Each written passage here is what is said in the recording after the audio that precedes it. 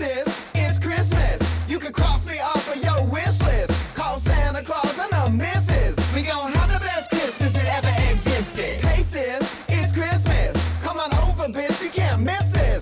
Don't need gifts, now can I get a witness? We gon' have the best Christmas that ever existed. Boom. She came to slay. Hello, everybody. Welcome to Midnight Radio's Christmas special. Woo! Hey, woo! I am joined by, well, I'm your normal host, John, but I'm joined by a very special co-host who you probably know.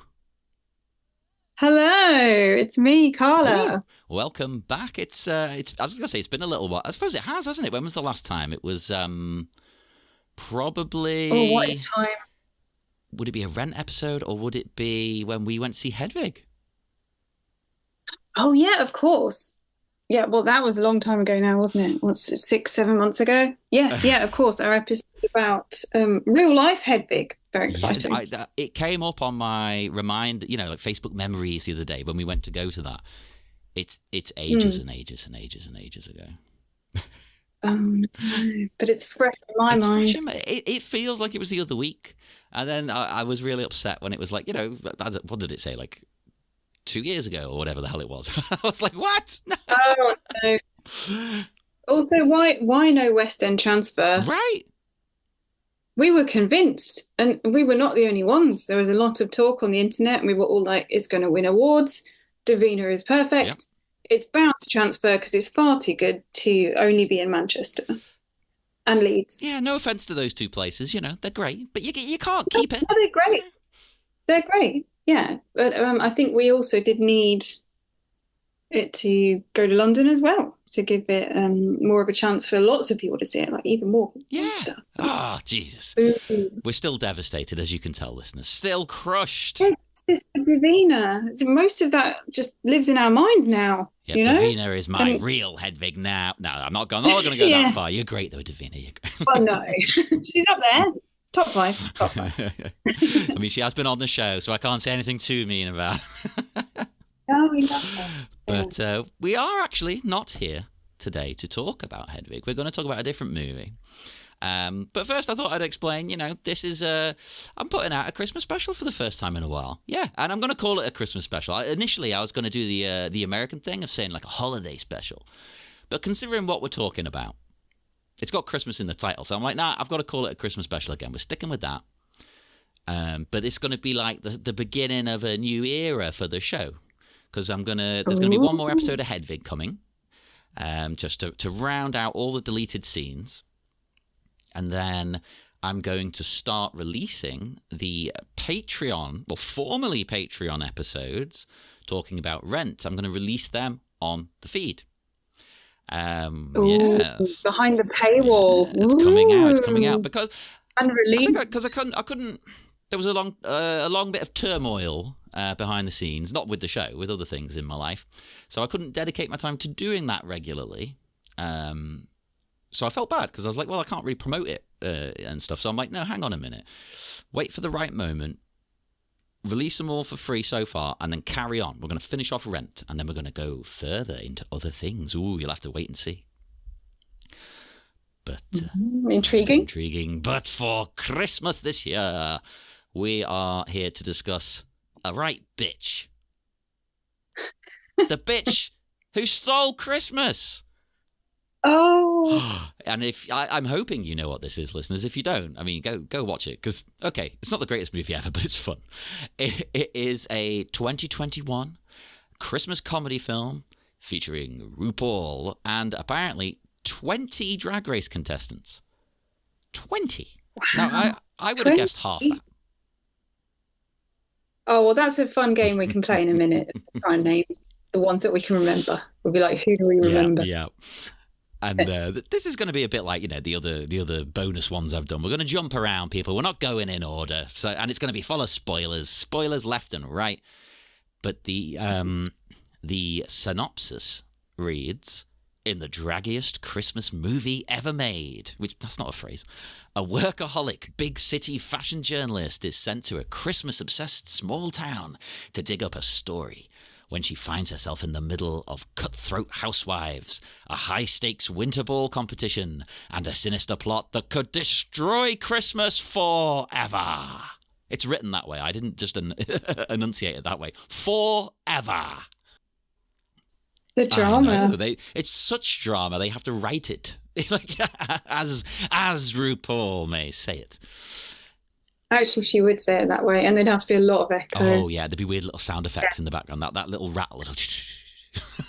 Oh yeah, like for your life. It would be great. I love all of that nonsense.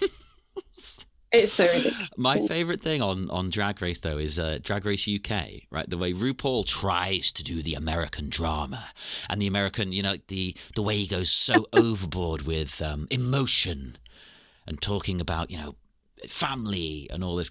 And the English are just not on board for it. Oh, especially when it gets near the end of the season and if you get to have the chats. Yeah.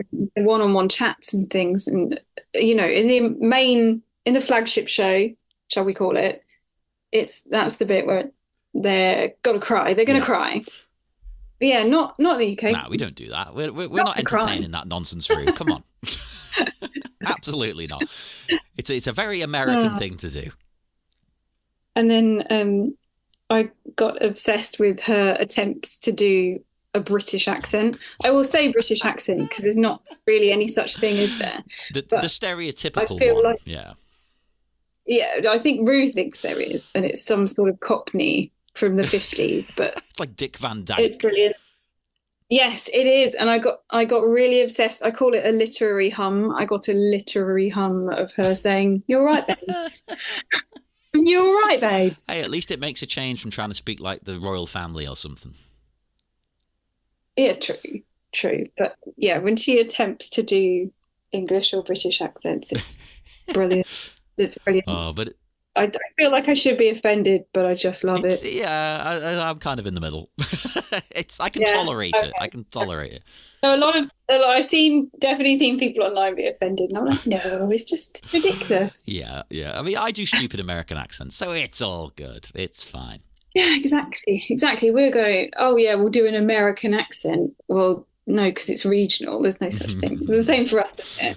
There is no such thing. But in this, Rue is American and is the head of the fashion. I was going to say fashion house, the fashion journalist organization. It's all very vague. It's all very vague, isn't it? But I actually I've watched this movie twice now, and I both times didn't pick up on Rue's character's name.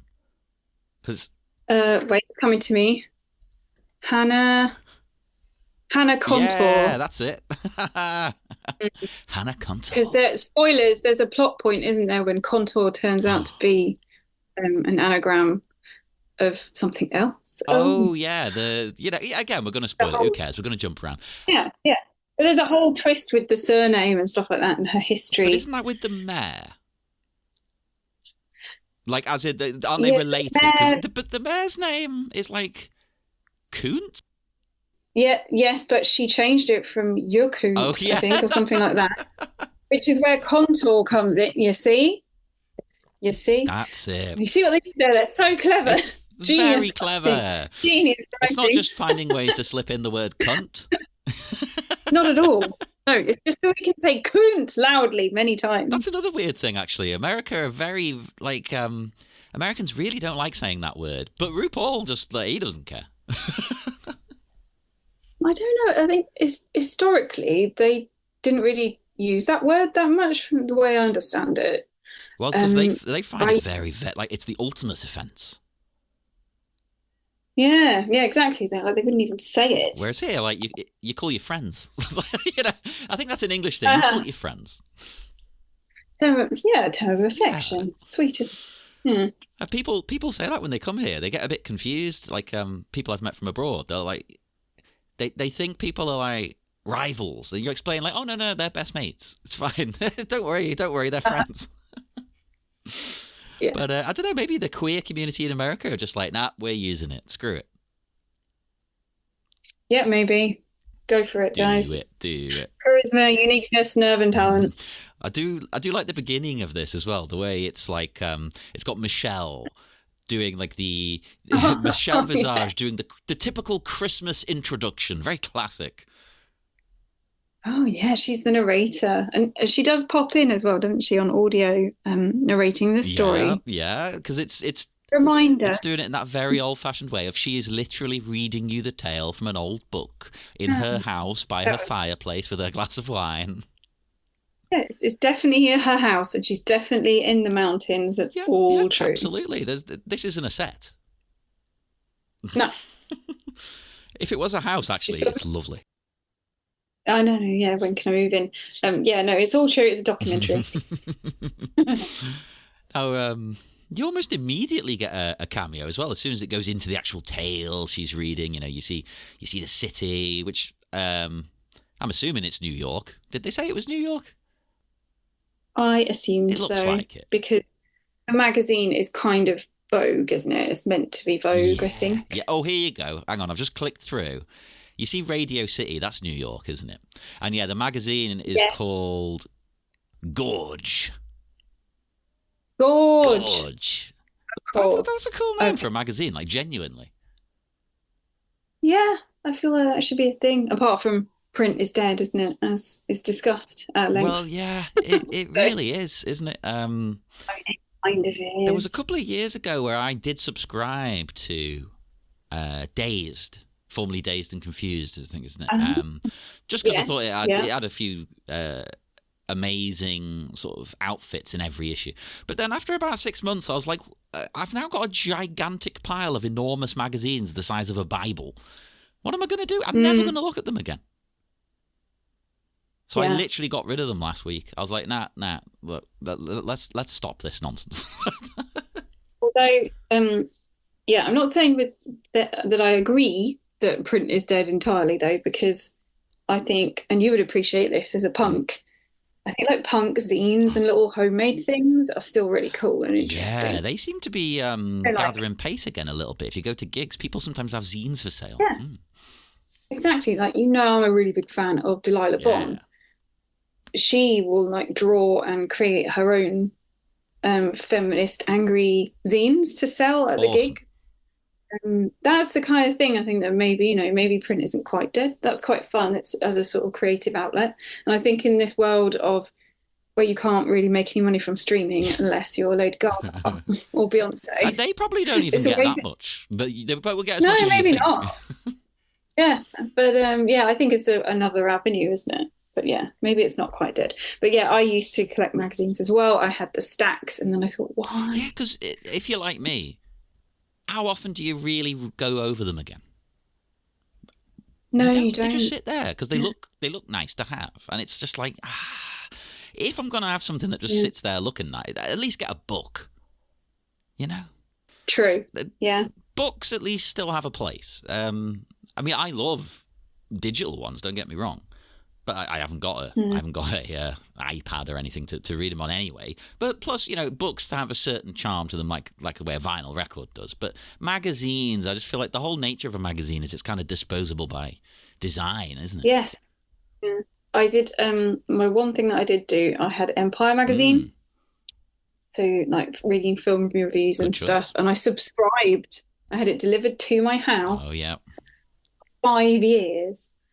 So I had like an entire shelf of them, and I thought, yeah.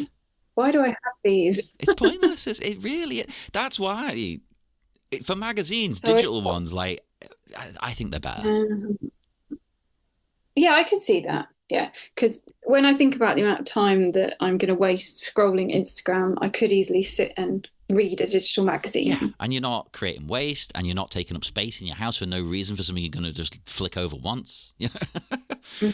I did keep all of my Doctor Who magazines though. But that's different because they're a collector's item to you, aren't they? They're not just like, oh, it's something I subscribe to and read when it comes out. And but, Yeah, I bought them at the height of my obsession, and I was like, yeah, these are staying. They've moved house with me actually. It's serious. hey, I've still got them all.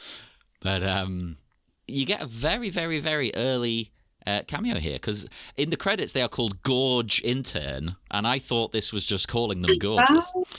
Um, Well, but you truth. see, well, there's a couple actually. The Gorge Intern is Heidi N. Closet.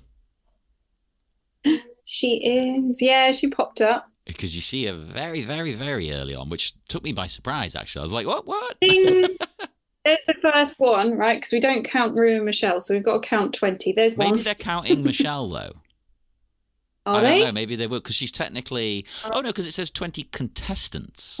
Contestants, that's what I mean. So, yeah, we've got Heidi. We've got Well, yeah, Gottmik. then you see Gottmik.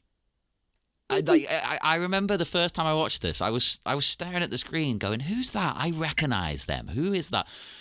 Who is I that, think it's man? 'cause Yeah. like Gottmik's drag is so arty. You know, they Yes. don't look like themselves. No. No. So it's fascinating to see this version of Gottmik, you know. Yeah. It was perfect casting, though. Oh, yeah. Like, actually, get Mick into some other movies because they, killed it. So good. Hilarious. Well, their character is called Tristian. Well, yeah, get Mick their own show, please. Absolutely. Put them in a sitcom. The light relief, best friend. They'll be perfect. Can we Oh, well, please? they kind of make fun of that here, don't they, in this movie? I really like that. Oh, I where know. it's like, you know, they make a joke here because Gottmik is good friends with our lead, who we see. I've got her name written down. This is it, isn't it? Olivia Saint Lapel, Yeah. played by Krista Rodriguez. And they are good friends, and you get a joke about, you know, being gay being a personality trait and all this, and it sort of makes fun of the stereotype of the gay best friend as well, doesn't it? Because all of these movies have that character. They do. But then, unironically, Mick was so good at it that I kind of wish they were in a sitcom. But I think that's the thing, isn't it? I think you've got to understand the trope to pull off a joke about it. If you're just someone from the outside making a gag about it, that's not going to be funny. Also, a note I have from this scene is 12 skirts that say, I'm a slut, but I kind of know math. Oh, it's so well done. There's like little things, isn't there? Like it dotted around in the background, odd little bits of dialogue. It's very accurate with its skewering of the industry. Yeah. I was really interested, actually, and I went and looked up who wrote this, and I don't have it written down. But what I thought was interesting is the writing team that wrote the script. I'd never heard of them personally. I've never seen them being connected to Drag Race in any That's way. the weird thing, because it does feel like, it's like a Drag Race challenge, just extended, doesn't it? So you assume it's the same team. It does. But here's the difference. Think about this, and I have the past few years, all the skits on Drag Race aren't funny. Yes. But this is funny, so that's how you know it's a different writing team. So maybe they need to get these people involved. Yeah. I've looked them up. You've got one. Yeah. One is called Christina Friel. Okay. She did work on Broad City, but as an intern, so not on the writing team as such. She's only written this and a podcast called Academy, which came out this year. So I guess she's just really starting out. But then she also wrote it with Connor Wright. Okay. Connor Wright also writes Academy. And that's the only other thing Connor has written. Right. So I might like Academy then, because I seem to enjoy their writing. Yeah. But I just thought it was interesting that it was so funny, but it felt quite Drag Racy. It felt within that cinematic universe, didn't it? But then actually it's written by totally different people that aren't normally involved. Yeah. Which I think you're right. You can tell because I'm going to be honest. I don't remember the last time I laughed at the little skits and things that they have to do on Drag Race. When was the last time you actually like burst out laughing? If it wasn't the English one, and I'm not being biased, listeners. Probably season 8 because of the Bob show. So anything that had Bob in it was hilarious. And then after that, because it's Bob like is hilarious. I can't. Yeah, then it's dire. It's dire. But yeah, anyway, these two people, hey Drag Race, see if you can afford them. I'm sure they can. They've got a lot of money now. Like, pay them. Just pay writers. Pay some writers that are good. You'd assume that this would have almost been like, if they haven't worked on Drag Race before, which they haven't, you'd think that this would almost be like the audition. So it'd be like after yeah. this, that's higher than, but maybe, I don't know. To be honest, other than me and you, I don't know anyone who's talked about this since it came out. It's true. I think we are the only ones. But then also plan B, while I'm giving advice to the Drag Race team, are you listening, World of Wonder? Plan B, if those guys are maybe busy making their next long form podcast, just ask Ben de la Creme. Yeah. Literally Ben de la Creme. Hilarious. In fact, that's an excellent, unless they've offered it and Ben said no, because, they hire previous contestants to do things like Rue's hair, Rue's makeup. Why not get someone like Ben in to write the skits? Ask Ben or Willem, ask one of the girls that's funny and knows how to write. But Ben writes a full play every year. Dayla knows what she's doing. Just ask her. She's right there. They're never going to ask Willem, though. Well, you know what? That was an example. Obviously, not actually her. Well, did you see the other day? Someone asked Alaska, like, how come you've not been back on Drag Race for a while? And she was like, I think it's because of Willem. They were legitimately like, I think it's because I'm friends with Willem and we do the podcast. I don't think they want me on. So I was like, oh God. Yeah, I suppose All Stars was that still before they started covering Drag Race? Maybe. So Alaska just assumes, I think she said, I'm basically kicked out. I'd love to work with them, but they won't, they haven't asked me. What concerns me, because I love her too, and she obviously needs to be on an all winners season, and she mentioned it all the time. Yeah. I'm like, I don't think they're going to ask you, hon. I don't think it's happening. They're not. Petty World of Wonder. Oh, actually, back to the film, I have a note. So, because we talked about Alaska and Willem, I actually have a note related to them. Yeah. And it's something that they both have mentioned in pod a few times, which is that RuPaul only wears red hair when she's acting. Really? You know what? Yeah, I can't think about it. I can't think of a time that's not been true. Yeah. Mm-hmm. There might have been an Auburn moment around season 4 or 5, but actual red hair or ginger acting. I love the idea that Rue's like, no, I need to get into acting mode. Fetch my red wig. Fetch her acting wig. I need my acting attire on. But it's true, because you and I, you have watched the cinematic masterpiece, though, Star Booty. I have it now. And what colour is Star Booty's hair? Oh, it is red, isn't it? Yeah, it's red. Not on the poster, but for most of the movie. That's why I got confused, because I opened up my my drive with it on, and it wasn't red in the picture. But then in the movie, it is, right? And obviously sometimes she is in disguise, but the character, the actual detective Star Booty, is a redhead. And then the Netflix series, which name escapes me, also red hair. Oh, AJ and the Queen. I quite liked that show. It didn't get the best reviews, but I'd have given it like a 7 out of 10. I think it suffered a bit from season 1-itis, which a lot of things have. It was just it was getting going. It was finding its feet. Yeah. But that's the world we live in now, is that you don't get a chance for any show to find its feet. Exactly. Because we never got the redemption of AJ, did we? It was hinted at, but you never got it. They were being an absolute dick, and you're like, I hate you, small child. You're really annoying. So then we're waiting for the transformation of them into a nice person, and you never get that because there's no season 2. That could be what we do then. That could be what we do on the podcast from now on. We're not going to cover anything. Right? We're gonna sit down and together we're going to write a season 2 and act it out, every character. Brilliant. Okay. Well, we'll get a DM Jinx. She was in it, so that'll be nice. Oh, I have another note about RuPaul's acting. From her being a redhead when she's acting, which I love to think about. Her acting wig. This happens a lot in the movie, so it's not even a chronological issue, but almost all of her scenes, she's not even in the room with any of these people, is she? She's just on a green screen. She's just on a green screen.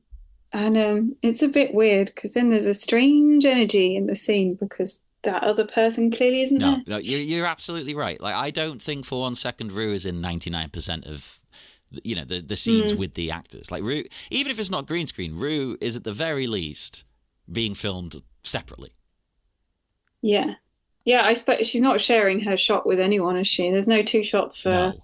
I RuPaul. think you get some near the end of the movie, like to at the very very end of the movie. Yeah. Rue finally sort of turns up in Mm. the town, I and that's think about it. we were trying to work this out because conspiracy theories, Ginger and I were watching it go, trying to see the joins. Um, I think she does touch the mayor. They might hug. Yeah, And I was like, oh, she's actually here. Watch out, guys, she's actually here. And then when she's climbing the Christmas tree, which was it's great, amazing. she was definitely in the same room with Maggie But I Zine. don't think anyone else is there. It's literally just we've got these No, two. Like, no, it's film this those scene right two. now. Go. And then the bit that really made us laugh is the final scene where it's like, oh, chosen family, and everybody hug. And it's just the back of her head. And I was like, that's not her Yeah, at all. I've got that up right now. It's not Rue. That's definitely a random person in her wig, or in, not, she wouldn't share No. her wig. What am I saying? In a copy wig that someone's made, that Curtis William has made. You do see her enter the room in that scene. She enters the room, talks to nobody, but there is 1 millisecond. Hang on. Very There's suspicious. 1 millisecond where it seems like she's on screen with someone. Really? Yeah. Oh, Hmm. it could just be another stand-in because it's the back of the. I Yeah, think you're right. yeah, I think anytime there's a shot from behind in those group scenes, she's not there. Ruby's not there. She's too rich and famous. She's not standing Oh, there, and she's not being in the here you front. go. Here you go. Found it. So in that scene, the very Oh, end, oh, Rue right. does enter and give a hug to both the mayor and to our lead again. You said Maggie Zine because that's her undercover name. She gives. I know. I just prefer No, her I undercover agree. I name. agree. It's Just in case people haven't watched it. Olivia Saint Lapel. But she does hug them, but they're the two that you've said we've seen Rue in the scene with. So I think Rue Yes. has literally only seen these two people and no one else. Rue doesn't even know anyone else is in the movie. No, I don't think she saw anyone else. It's amazing. Although Yeah. we mentioned the town there, I have to bring up that I know it's shit, right? But I love the name Tuckahoe. Oh yeah, the running joke since what, season 2 of Drag Race, or is it 3? Yeah, it's. Oh, no, I'm going to say wait. 3, but it Oh, could be 3? 2. Could be 2. No, or is it no 4? Because is the originator of the Tuckahoe joke the prison? Oh, you're really taxing The me here. We're prison gonna. skit. I know. Is it the prison skit that's the originator of the Tuckahoe joke? Because that's when you get Latrice with her famous line about the nuts, and Yeah. then Willem's But there, did they use that term before? Sharon's there. I don't think so. Prove us wrong. Oh my lord! I've just Googled Tuckahoe. Is it real? There is also a real place called Tuckahoe, spelt Wow. this way in New York, which is hilarious because this movie starts in New York and then she goes to yeah. Tuckahoe, but not the Tuckahoe in New Right, York. as if Tuckahoe's like a rural sort of place. Yeah. What the? Interesting. Oh, we're Well, learning. and here you go. What does the word Tuckahoe mean? It says the name Tuckahoe is derived from a I'm going to mispronounce this. I apologize, listeners. Lenni Lenape Indian word meaning where the Right. deer are shy and hard to approach. Oh, that's very specific and It is, interesting. and I know I'm reading too much into this because Rue literally uses it just because it sounds funny. It's got It's the word just hoe in it, funny. and it mentions tucking. And tuck. Yeah, that's all it is. Yeah. I don't think Val would even know the root of the word. I'm sure they've not Googled it. No, absolutely not. I can't imagine there's any deeper meaning there for the use by Rue. But where the deer are shy and hard to approach, that doesn't fit any of the queens. It It's the doesn't. opposite. They're not shy. Yeah, they're not shy. No. I think my other favorite usage of it is the Tuckahoe University. Yeah. What drag you. That's an underrated show. I didn't mind that show. I thought it could have kept going. I think it was quite Yeah. fun. I mean, it wasn't as good as the main show, but it doesn't have to be. Yeah. I was entertained by it. Yeah. But we We do get Rue, laying down the mission. You need to go to Tuckahoe and win this contest because I want the Christmas crown.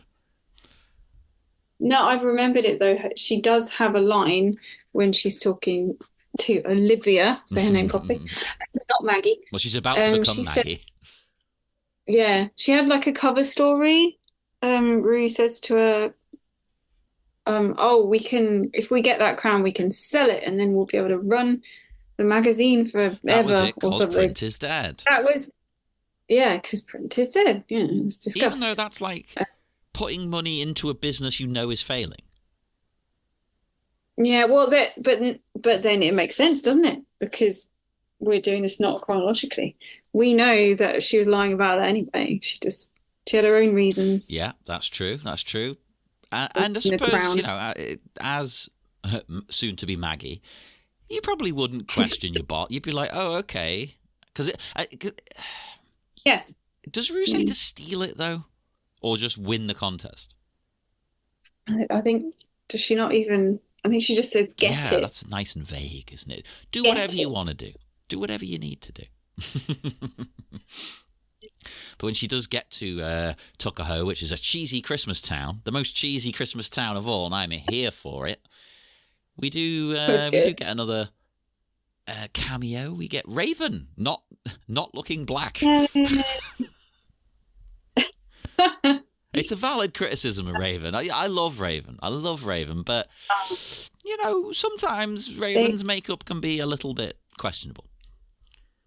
Well, not in quality. Yeah. I mean, I'm not saying it's okay, but they have always been that shade of brown. Always. It's not a new thing. It does seem to get worse sometimes and then get better though.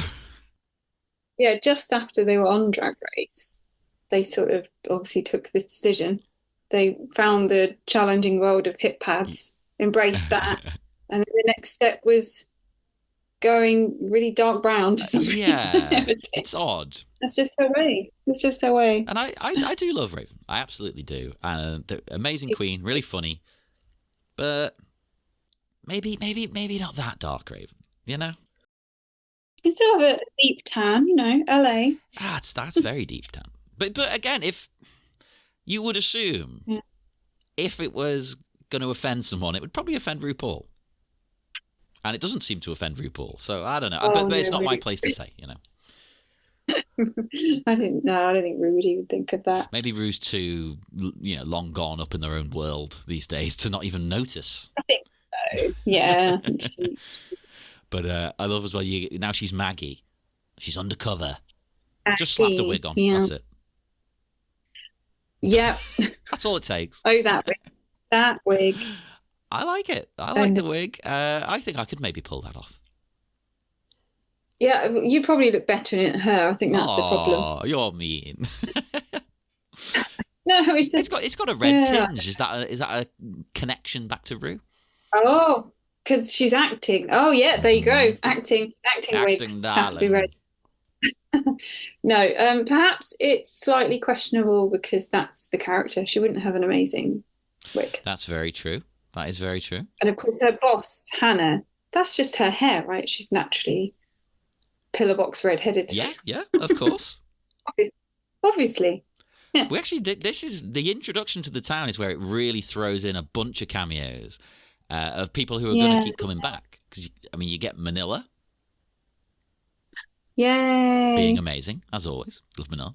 I love Manila. Oh. You get this one I forgot about. You get Rock M Sakura. Oh yeah, and I swear I didn't when I watched this last year. Did not spot her, but this time. I no recollection of them being in it in the slightest. Yeah, like one tiny little line. Like, oh, Rock. Well, she's a queen as well who I loved at the time, but I haven't seen a lot of since. Yeah, I don't know. That could just be the algorithms, though. That's it. We're not going to see anything, are we? You're told what to watch and what to see and what to like and blah, blah, blah. She could be doing some of the best work on the scene, and I wouldn't bloody know. Because I follow her, but I don't see her posts. Well, Instagram stopped showing me Lady Gaga's posts. Well, all Instagram shows me is Lady Gaga posts. Yeah. No, honestly, I had to go on and check to see if her profile had anything new. So like, if I can't see hers, there's just no No, hope, that's is it. there? I mean, and if I don't see someone post in like 2 months, I assume they've died. Yeah. Oh, actually, I have a policy. I won't follow an account if they don't post enough because I haven't got time. Anyway, the point actually was is that we saw Rocco and Sakura, and that was really It nice. was because I thought they were really good. I thought they were really hilarious as well, and I liked Yes. their whole aesthetic coupled with their Mhm. really masculine body when they're out of drag. Yeah. Like really buff. Yeah. Not in the way that what were they called? Cameron Michaels is there. That's like another level of Ooh, buff, isn't it? huge. Oh, and someone else who has a good physique out of drag is also here. Brooklyn Heights. Which, Yay. right, is this just me? Throughout this entire movie, Brooklyn Heights is doing an impression of Katya. It was clearly Yes. written for Katya, right? Yes. My note says, why is Brooklyn Heights playing Katya? Yeah. I'm so confused. Was it written for her, do you think? And she couldn't do it? It's got to be that, right? I don't know. This isn't like a behind the scenes thing, people. I mean, that's literally her part. Yeah. Like, she's Yeah. doing the Katya act. Yeah. It was uncomfortable. I was uncomfortable as a big fan. I was torn because I'm the same. I'm a huge, huge fan. But Brooke is doing very good.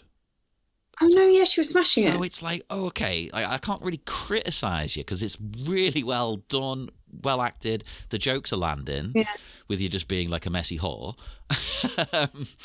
which is what Katya does, though. So it's like, okay, interesting. I want to know the behind the scenes gossip on this. It's got to be what we're saying. I know. I didn't check Reddit. I feel like the Reddit Nancy Drews would know, wouldn't they? It'll be on there somewhere. But I don't know. It's very odd. I can totally imagine Katya not doing it because she's double booked or she just couldn't be asked. Probably that. Probably. Plus, her last time in the movie wasn't the best. That Hurricane Bianca sequel. It's okay. I'm fine in it. It's just the movie was the problem. Which is a shame because I wanted to love that movie. The first one was okay, and then the second one was quite a bit worse. Yeah, the first one was quite fun. I had a good time. But yeah, I only watched the second one just so I could look at Katya. Yeah, I don't know. Yeah, Brooklyn, I think, is really good in this actually. Perhaps that's another thing that put Katya off is it's quite a big part. Yeah. There is actually quite a lot of text to learn. Yeah. Like Brooklyn is in this a lot. In a lot of scenes, and yeah, I've not rewatched Brooklyn's original season. Have you not? No, I've only seen her season when she was actually competing once. So I've only like seen her do those little bits of acting in the skits, and I remember her being fine, but not shining amazing always. So yeah, I'm proud of her. Yeah. She's doing some damn good acting. She's funny. She's cute and funny. She's doing little dance moves here and there in the story. It was great. I've always really liked her, and when she was initially announced though as the host of the Canadian one, I was like, oh right, okay, that's a bit weird. You've just been on the American one, like you know, you didn't win, but she's amazing as the host. I think she's great. Yeah. She's really like grown into that role. Anyway, go Brooklyn. Woo. But I can't lie, it was really distracting the whole way through because I was like, where is Katya? Yeah. Why isn't Katya here? Can I have Katya, please? Where is she? You would assume you just have to change the character, but they must have gone, no, Yeah. we haven't got time. Yeah, that I think is weird. What I think they should have done is still have that character do all the same stuff, but give her a different comedy accent, maybe. Yeah, just drop that Eastern European voice. Or a different comedy accent, or I don't know, make her really Canadian and make her lean into it like a comedy Canadian accent because everyone else in the film is American. Ha ha, you know. Well, you know what I think would be good because she's so sort of in your face. I think make her like really, really Scottish. That would have been funny. Yeah, I don't know can she do? I don't know. Doesn't stop Mike Myers from doing a Scottish accent. Oh no, don't. Yeah, please stop, Mike. I mean, it was fine when you did it in like Shrek because that's a monster. But, you know, don't keep doing it. He puts it in everything. It didn't even work for Fat Bastard and Austin Powers, you know. So proud of it, isn't he? He's going to let it be known. But then have you ever seen So I Married an Axe Murderer? Yeah, that's the first time I remember him doing it. But then his Scottish accent is actually quite good in that. It's definitely better. I thought it was pretty He's putting good. more effort in. The effort was made. Effort was That's an definitely made. underrated movie. That's a good one. I have a note about James Mansfield. Oh, yeah. I just said that Delia von White Woman is crushing it. It's great sort of character for James to play, I think. Just generic middle-aged white lady. Yeah, I love the layers as well to like rip it out of these rich white ladies when James is a person of color. Yeah. It's just the layers. It's so funny to me. It's genius. It's absolutely brilliant. What a great choice. Yeah. Oh, so good. Oh, we missed another one as well. You get them all in this sort of sequence. You get Everyone's here. Sonique is Dolly Parton. Oh yeah, she had a couple of lines. Which I didn't even pick. The first time I watched it, I think I did pick up on it because I'm sure she just played Dolly on one of the seasons, maybe. Yeah. So at the time, I think I realised, but yeah. Was it one of the musicals, and then they all had to be a different diva, didn't they? They've done this a few times, and she was amazingly good. I remembered that. So when I first watched this, I guarantee I was like, brilliant, they've brought that back. But this time it caught me off guard because it's been that long now. I say that long. In Drag Race terms, it's been like 5 decades because there's been about 8,000 seasons since that. It really has. And I can't even keep up with them all now. Like, which is fine. You don't have to. But every time I log on to Wow Presents Plus, it's like, oh, another country's got one now. Okay. Oh, no. Brazil has got one. I can't keep up. No, I have no idea what's going on. Do you think, again, maybe I'm reading too much into this, do you think the inclusion of Dolly is because Dolly Parton has a cheesy Christmas movie that's set in a small town? I think that's got to be part of it, right? And that town is mighty similar looking. I watched that movie a couple of years ago. That was going to be the second Christmas special, people. Yeah. And it was fine, but afterwards, I immediately turned to the person I was watching it with and was like, "We can't do an episode about this, can we?" And like, nah. It's like, what are you talking about? It was just weird. Ginger and I couldn't make it past 10 minutes. Oh, yeah, it was. And I wanted to like it. I love Dolly, of course I do. And I've seen Unlikely Angel. Now that is a banger. Watch that. I haven't seen that one. So that's like world classic Dolly. 80s maybe? I want to say 80s. So she was the lead in her own Christmas movie. And yeah, brilliant. So I think it's got to be some kind of a nod to that, right? I guess it fits. It's just part of Christmas. Yeah, I think so. I think so. Much like for me and you, Rue is a part of Christmas. She is though. Yeah. I watched Green Screen Christmas yesterday. Hey, I almost watched that the other day. Yeah. Everyone go check out my playlist on YouTube. Hey. I put all of the songs from Green Screen Christmas together on YouTube because no one else had done it. And also there was a weird mixture of tiny clips and full songs. So it's the longest version of each song that exists I've put in there. We'll put a link to it in the show notes. Yeah, I'm pretty proud of it. It's pretty good. Oh, who else? Who else have we got? There's so many people. Morgan's here. Morgan McMichael. Yes, I loved Morgan anyway. And then there was that whole story where Morgan broke her hand punching like a fascist Nazi. And you're like, oh, Morgan's even cooler than I thought. Okay. Very cool. Because Morgan's got that edge of like an old drag queen where you're like, oh, this person would knock me the fuck out. Yeah, she's gorgeous, but she's hard. She might knife in her boot, she'll get you. I love drag that. queens used to have to be hard because otherwise you were going to get a lot of grief. Yeah, she seems scrappy. That's the word. Yeah. It's the Scottish in her. She's like, her family are all Scottish, aren't they? Yes. Oh, she's very proud of it, yeah. where a lot of If times. if I remember as well, it's not just that American thing of saying, "Oh, I'm from Scotland," but it's going back generate. She actually has quite a close connection. Yeah, she has I can't remember which relatives, but she's got still got close Yeah, relatives in Scotland and like travels to visit them quite a lot, I I thought so. think. I thought so. Yeah, she seemed it seemed legit compared to a lot of people who were just like, "Yes, I'm from Ireland," and it's like, "Ah, you're not though." You know. I've met her twice and I can report she is a sweetie pie. That's someone I haven't met. Very nice to the fans. She's Oh, lovely. now I need to see her. But then again, at the moment, listeners, as of recording, the UK drag scene's in a bit of turmoil. With tours and whatnot, because turns out one of the organisations were actually terrible to both the queens and to the fans, and they've had to close down. I don't want to say the name. Um, no, but I'd heard a lot of things from friends of mine and people buying tickets and going to events who had terrible experiences. So I wasn't particularly surprised by It this was like to news. another level, though, wasn't it? Because I'd heard that as well, but my personal experience with this company, I'd only ever had positive experiences with them. But that Hmm. obviously, that's just one person. Turns out lots and lots of people didn't, including the queens themselves, weren't getting fucking paid. Yeah, yeah. So who knows Well, when the my queens are going to be back? Really, I don't know who's sort of. We'll see in the new year, I guess.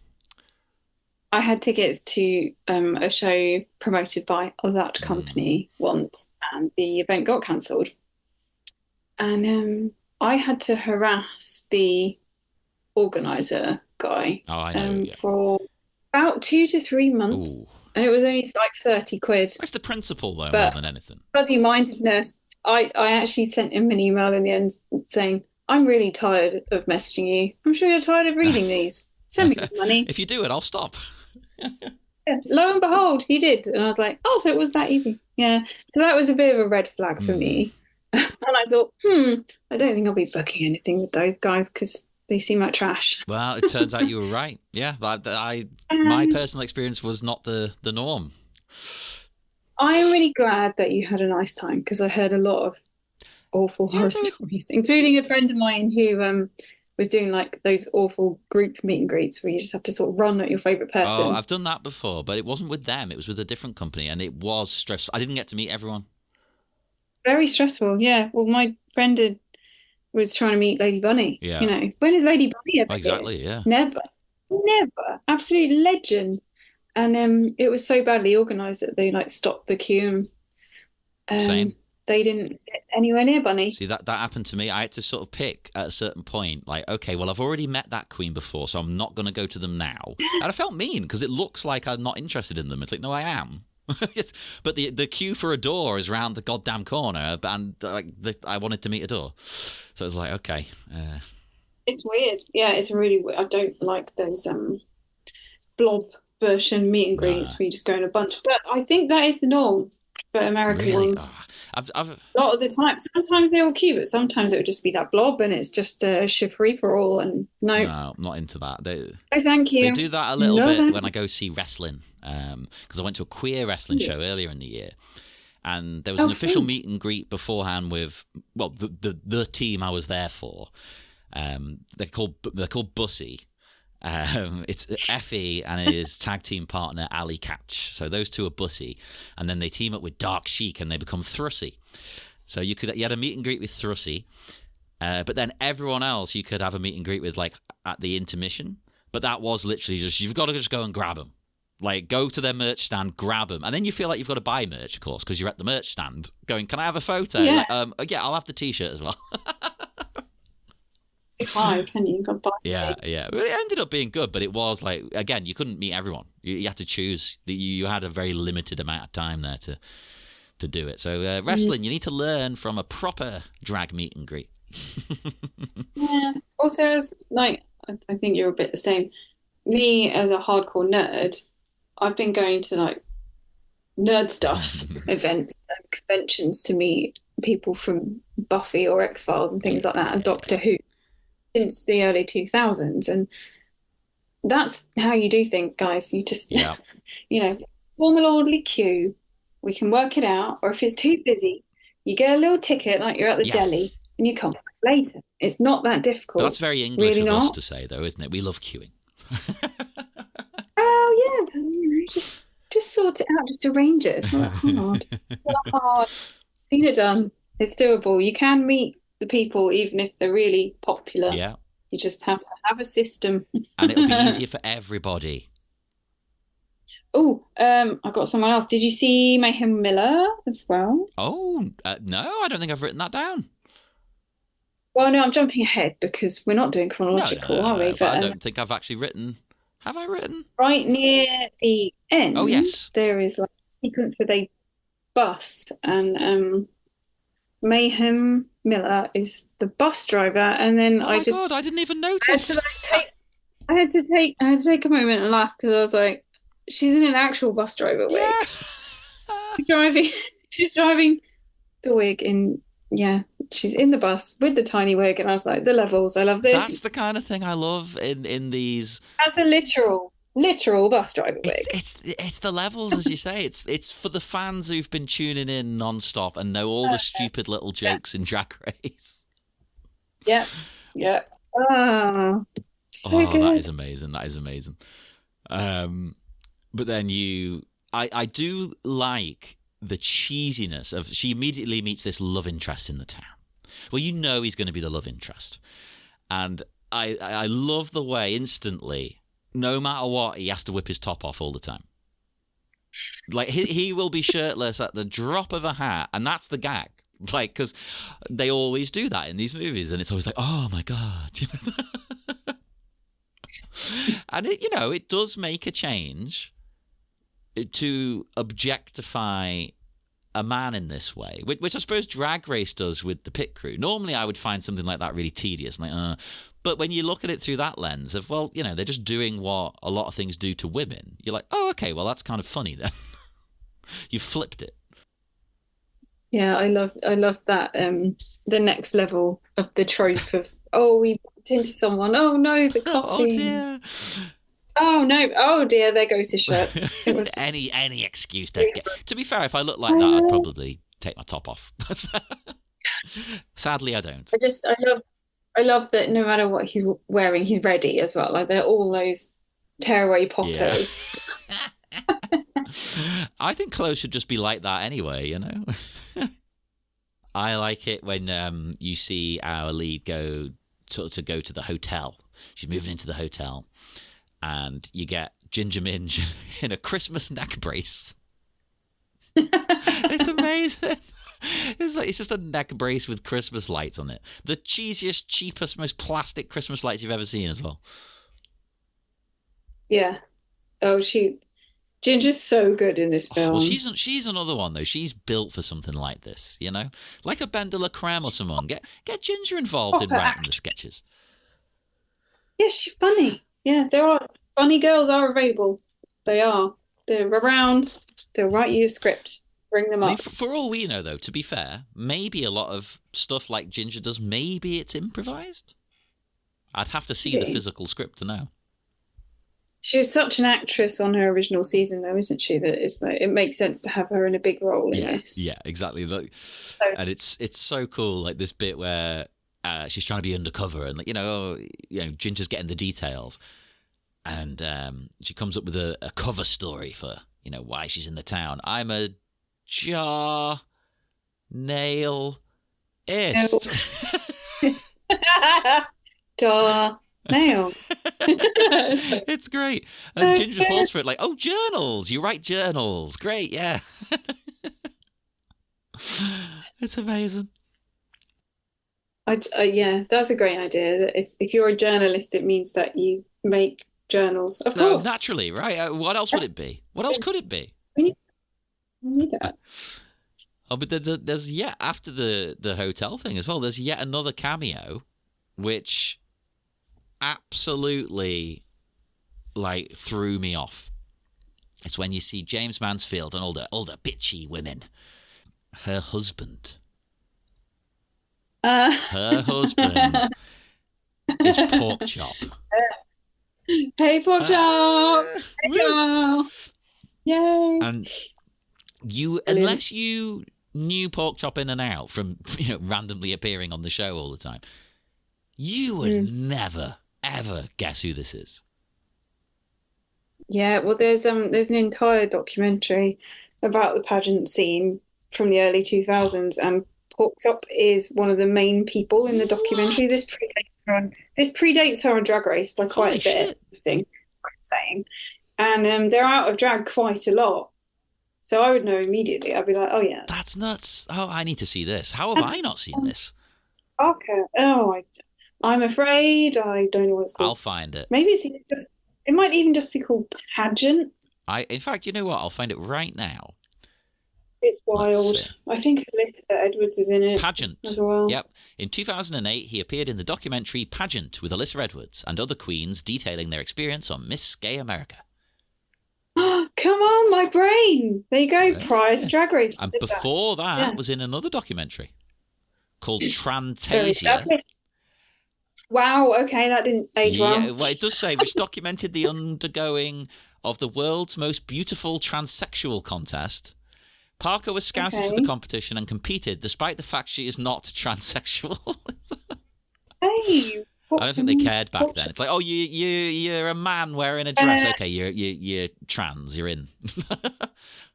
And it did kind of help, didn't it? Because Miss Gay America, in the end, like some of the trans contestants were a bit uncomfortable because it was basically for gay men to dress up. So then you got things like Entertainer of the Year pageant instead. Yeah, which there's nothing wrong with it, a contest being for gay men. That's fine. But it's also like, well, that's not going to appeal to everyone then. Yeah. No, then you have to have a space for trans excellence as well. Yeah. If anyone's interested, because it is fascinating, go listen to Pageant Pod with Alaska and Willem, because it's really, really good. Even I haven't heard that one as well. Anything with the word pageant in, I automatically go, no. No, because it's really interesting. It's like social history, and they interview. They have like kikis with all the big winners of that year, and some of these like legends of drag. It's basically really good herstory. Oh, okay. I'm going to check that out as well. Yeah, and I know you like those guys, but it's a really fascinating deep dive. And then they always. They'll put a link in the show notes. You can go on YouTube and watch these legendary performances from like the 90s and the 2000s and stuff. Yes, that's what we want. Really cool. All the Tandy Amanda Dupree stuff. That vibe. I like the way as well, we get this bit with Porkchop and then James. James states what she's against, what her mission is. No more hookers. She only wants a cardigan shop. Yeah, they want the Tuckahoe Mall, don't they? Yeah.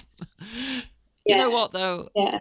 I like extravagance. I like flamboyance. But I also like a nice cardigan. So I'm kind of like, there's room for a cardigan shop. Yeah. We, where I live, we recently got a branch of the Edinburgh Woolen Mill. Ooh. Exciting. I feel like the residents of Kitten Heel Court would actually. Can we talk about how that's the name of their neighbourhood? Kitten Heel Court. That's it. Kitten Heel Court. I love what that's implying, that they're boring. Kitten heels, like it's not even really a heel. Like a nice low heel. Yeah, they're boring. They're dull. It's safe. That kind of it, which is their character. It's great. Yeah, but then somehow Morgan is one of them, and I'm like, Yeah, that doesn't sit right with me. Morgan doesn't fit in. But maybe that's the point. Maybe that character's trying to fit in. Although I do love her acting when they're having their little meeting and she's saying something like, oh, well, the twins. Oh, yes. She's such a busy mum. It reminded me of Peep Show. I don't know if you've seen a lot of it or not, but when Superhands, he mentions the twins once. And I think it's Jeremy. He's like, what are you talking about? And he's like, the twins. I'm always talking about the twins. And it's like, I've never heard about these twins before. Never mentioned that he's got kids. No, he's been in the show for years. And you're like, what? Actually, Hans, he is the reason I always say the bad thing, no matter what. Like, oh, the bad thing. I do think he might be the best character in that show. He's fantastic, yeah. I might have not seen maybe the last one or two seasons, but all the No, others. to be honest, I'm the same. But I think the last two I didn't watch. I used to buy the Same. DVDs. Hey, hey kids, remember DVDs? I used to buy the DVDs when they came out, the volumes. Oh, I bet you can't get this on DVD. No, I'm sure you can't. You I really mean, it's can't. hard enough. I see online all the time, and I hate this. I hate this. Whenever Drag Race posts anything, Drag Race UK, everyone goes, "Why isn't it on Netflix? Why isn't it on Netflix?" And it's like, because they've got their own streaming service. And people go, "Yeah, why? They just want money." And it's like, well, that's how they keep making more Drag Races, Yeah. because they get, with their own service, they get more money from the deal. So I mean, the Wow Plus streaming service is one of the ones that I will actually defend, and I yeah, do see the point of it because they've got this giant behemoth of a thing with so many spin-offs, different countries, different things like Drag You, everything yeah. ever. You do kind of need it in one And they get place. more of the cash. So you're helping them Mm. directly make more of this content. Whereas through Netflix, they don't get that much in comparison, you know. But then I have found that friends of mine who are less obsessed with it than you and I, they've just stopped watching the show entirely. That's happened to a lot of people I know because they're not anyone that probably even knows what Wow Plus is. They're not going to make the Ah, and it's effort. only a few pounds. They're It's like the not, cheapest one. yeah, but they're not going to make the effort. So like maybe they'll watch the UK one because they can see it on Yeah. iPlayer. But like some of my close friends have not seen like the last two or three of the main show because it's just outside of the way they think. Like they're going to have Netflix or whatever. Maybe they'll have Disney, but they're not someone that's going to have eight or nine things. Well, you know what they should do, right? You've probably seen Amazon. You can add other channels to it. Like you can get Shudder through Amazon if you want. You don't have to go to Shudder. But then how much is that? Don't you have to pay You even you more do, then? but No? it's all in one hub. So it's a lot easier to Mm, access and notice and things like this. So, but at the same time, the true. Shudder app is great. I think it's one of the best Mm, streaming apps. The way it's got like a live TV sort of thing going on. I think that's amazing. And if you do it through Amazon, you don't get that. yeah, yeah. I do like the layout. It's I mean, nice. although the American Shudder's got loads of stuff we don't have. It's not fair. Oh, I know. With those VPNs. Well, yeah, we will. Shh. No, get a VPN, everyone. Do Spoilers. it. Do it. Do it. Do it. Oh, we've also got Jan Sport, or just Jan. Is she allowed to be called Jan Sport again now? Now she finished being on the I think show. off the show she's always Jan Sport, but anything show related, no, you can't say it. We're gonna get sued. But I love the way it's making fun of herself on the show, because on the show she was considered a bit too safe, a bit too, she's trying to be a drag race girl, So her character Jane McBeige. The name. It's fucking brilliant. And she's so deadpan and boring and dull. And it's just like, oh, God. Anytime she opens her mouth, you just want her to die. It was really It inspired. was genius. Like, it's those things. Like, I suppose if you watch this having not seen all of Drag Race, though, you might just be like, oh, okay, there's like a dull character. Like, why is she so boring? Yeah. Which, Like, well, that's the joke, guys. Jan is too much. They kept saying, you need to be less, Jan. Be less, but more. Less, but more. And also, don't be yourself, but do. yeah, definitely don't be Never, yourself. never, ever let her win any challenges ever. No. So that Oh, I loved Jan. I thought she was great. I was a big fan. I don't care what anyone said. no, I was a big fan. Not this. I'm a big fan of this in a different way. It's funny. But then the face crack heard around the world, and then she made a like what we in our country would call a dressing Yeah. gown. She made a lounge, a silk gown of that meme of her face Oh, crack. yeah. Like it was official merch. I was like, this is a queen for the I think she's people. ahead of the game with that. But yeah, the levels of casting her as someone who's super boring and no one can remember meeting her, and it's just like I love that. It's so good. It is so funny. oh, so Then we entertained. get a we get a plan from Maggie Zine. She's got a plan to save this part of the neighborhood where all the whores, all the crackheads live, because James wants to get rid of it. James wants rid of them all, wants to do the place up, and Maggie's like, no, we're going to enter the contest.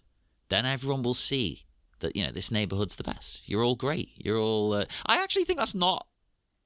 It's a far-fetched movie, yes, but in the world of the movie, it's not a bad plan. Yeah, I can see that. Because these people want to prove that they're not down and outs. That we've got something to offer. So don't just gentrify our whole area and price us out. We want to stay together. It's PR, I suppose. Yeah. Is there? So I think it makes sense in the world of the film. Much like Brooklyn's character, her whore teaching the girls how to walk in heels, because none of them have done it before. So I'm the one who knows. This is what I do for a living. That was really good. That is boss. I love an inspirational montage. Yeah. And getting them all dressed up and stuff. Like, again, you see Jan getting done up and being all like, oh my God, I look beautiful. It's like, yeah, you always fucking do, Jan. She's too attractive. There's too many sexy people in this movie. It's not fair. Attractive people. You got Brooklyn Heights here standing next to Jan. I'm just like, oh, jeez. Actually, we do need to discuss, not to objectify Mother, but Rue's looking beautiful, though, actually. How? No offense to Rue, but you just like, how do you still look the same? No offense to her, no, but I'm nearly 41 now, and I've started looking at older ladies in a new way. And just, with all the lighting and the makeup, she looks maybe like early 50s. Yeah. And that is my whole thing now. I'm like, oh, look at her, the suits. I'm like, yes, good. It works. It's nuts. Like, amazing job, Rue. Even if it is makeup and whatnot, I don't care. It's fantastic. Yeah. I've said it to a lot of people. I'm like, the most beautiful woman in the world is a man. And it's important. Well, speaking of people who like women, you then cut to the beginning of the sort of competition, and you get Carson and Ross. And they've both got wives. That's right. Just straight guys who have wives. Just dudes being bros, I love that they're not even trying to butch it up in the way they're talking or anything. They're exactly the same as always, but they just happen to mention casually all the time that they've got a wife. Wives. Oh, do you have a note of what they had? Stupid fake names that were slightly gone wrong versions of their real names. Carson and Ross. Yeah, just to remind us that it's not Carson and Ross. It's the guys that look like them who are just totally straight guys with wives. I do have them here. It's Creston Carsley and Matt Rothhues. Matt Rothhues. It's just changing like one letter. It's so pathetic that it is hilarious. That's the genius of it. It's like, yeah. Great writing. Yeah. It's simple. It's effective. We haven't mentioned a lot of the names actually, because I think a lot of them, they're not the best puns, and not even in that way. Like, no, most of them aren't as good as that. Like joke. Ginger Minge is Hazel Delashes. It's like, oh, okay, I guess. I mean, Jay McBaige was great. That is Peppermint is in the movie as Pep. Yeah. I don't even know how you pronounce this. It's either Beep or B. Is it Beep? Yeah. Like a beep? I think it's Beep, but that's a joke because Beep because she's always getting into car crashes. But she was great in it. Oh, Pep again, actressing all over. Actressing, I was like, yes, good. Yes, good. See, they haven't even come up with one for Raven. Raven's just shopping lady. Oh, that's a bit harsh. It is, isn't it? Like, yeah. Yeah, I mean, I'm sure you were the same, but I immediately forgot all of their character names. I was like, yeah, that's just Ginger Minge. I never once paid attention to any of the... It was irrelevant. And I'm like, no, that's Brooklyn Heights with a cattier voice, and that is Ginger Minge. I mean, you've got Morgan McMichaels is Lynette. You're like, oh, okay. Yeah, just a lady woman name. Yeah. Okay. Yeah. Celia Von White Woman, though, that's hilarious. That is the best. Celia Von White Woman. Mayhem is just bus driver. Oh, but hey, I remembered her. Yeah, And I noted her bus driver wig. So Well, you got Latrice playing the Spirit of Christmas. So that's pretty cool. that was really good. Um, Yeah, uh, I think anything is improved by additional Latrice. and Brooklyn is Kitty, and then her surname is Mya. Is that Mia? Mia, Kitty Maya. Mia? Are we missing a joke, listeners? Is this an American thing? Oh Mia, yeah. meow. I don't know, like a cat. Oh, is it like a meow?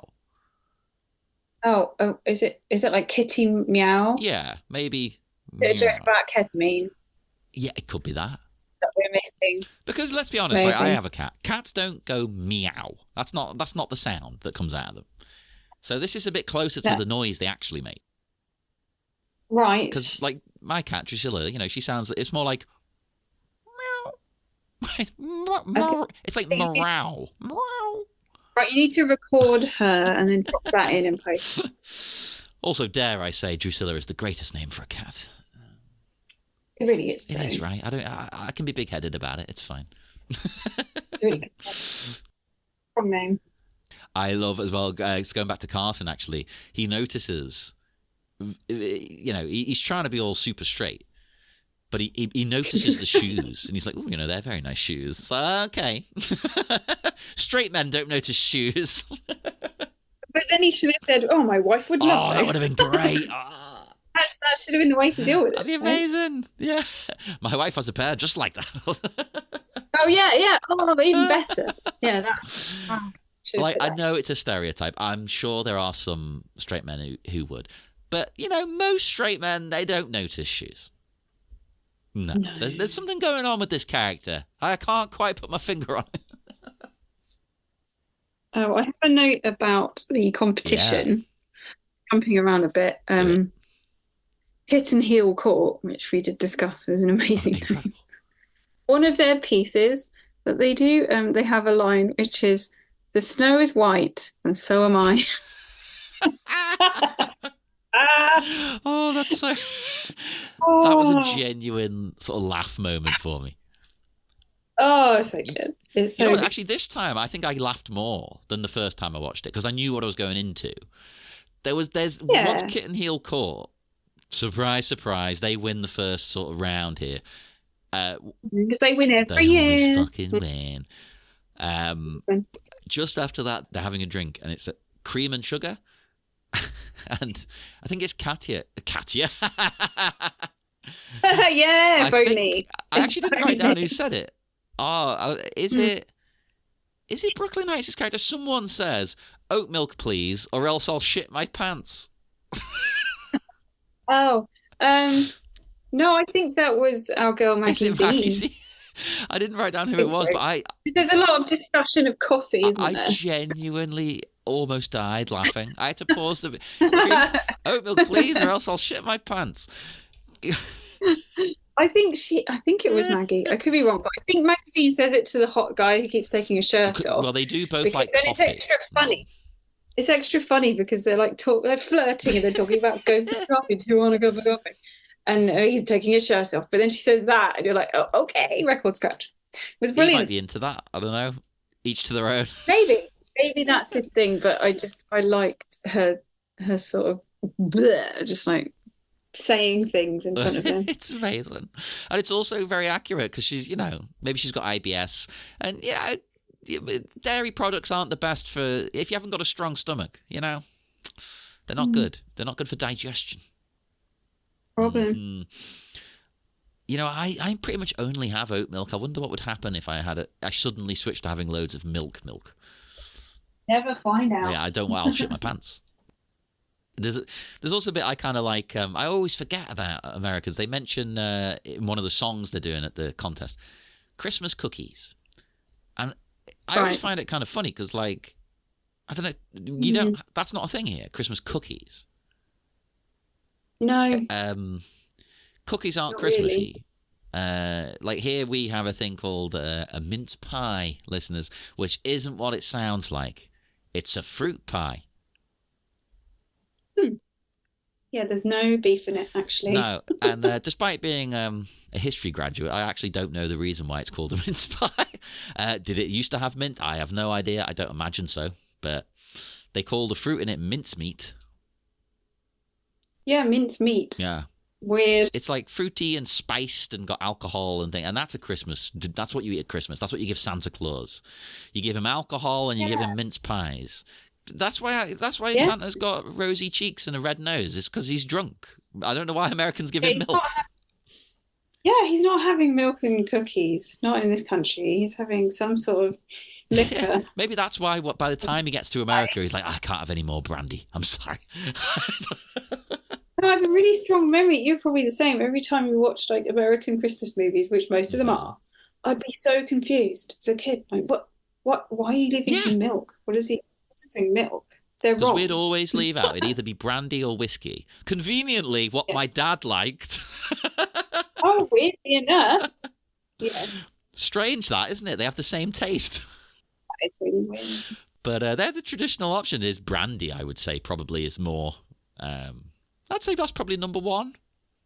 And maybe if you're feeling really fancy, you could leave a carrot for the reindeer. Oh yeah, my mum would always do that, and I assume it was her. There would always be a bite taken out of it. So in the morning, you'd be like, "Oh my god, look, they've nibbled at it."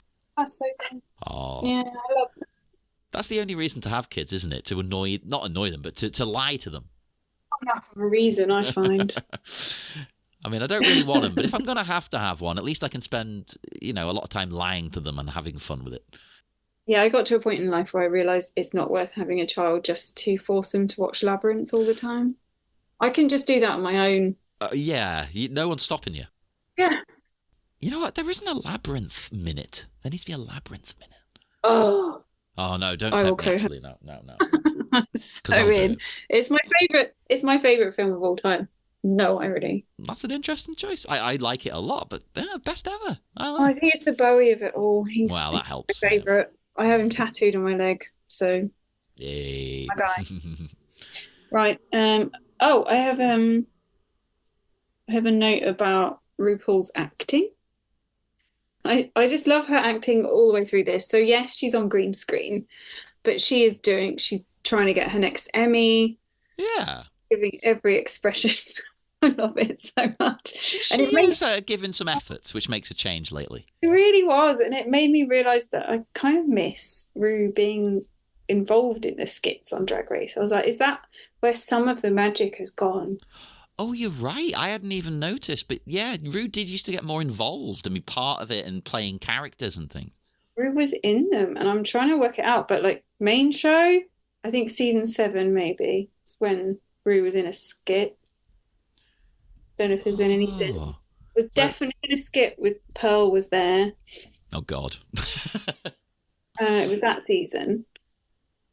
And I just think I just really enjoy her really, really cheesy, over the top acting. I just miss old RuPaul. Like RuPaul was people who get into the show now might not realize, but RuPaul as a person was like edgy and like punk and crude and rude, and you just don't get that now, really. Yeah, I mean, I suppose even the early seasons of the main show, though, she was never really that, was she? Because she brought a bit of it to the table, though. There was still a touch of it. Yeah, it was a little bit of an edge, but she was also being Tyra Banks. The show existing at all back in the first couple of seasons was edgy and punk, though. Yeah. Because it wasn't normal. It wasn't accepted. No? It was odd that it was even on telly. Yeah.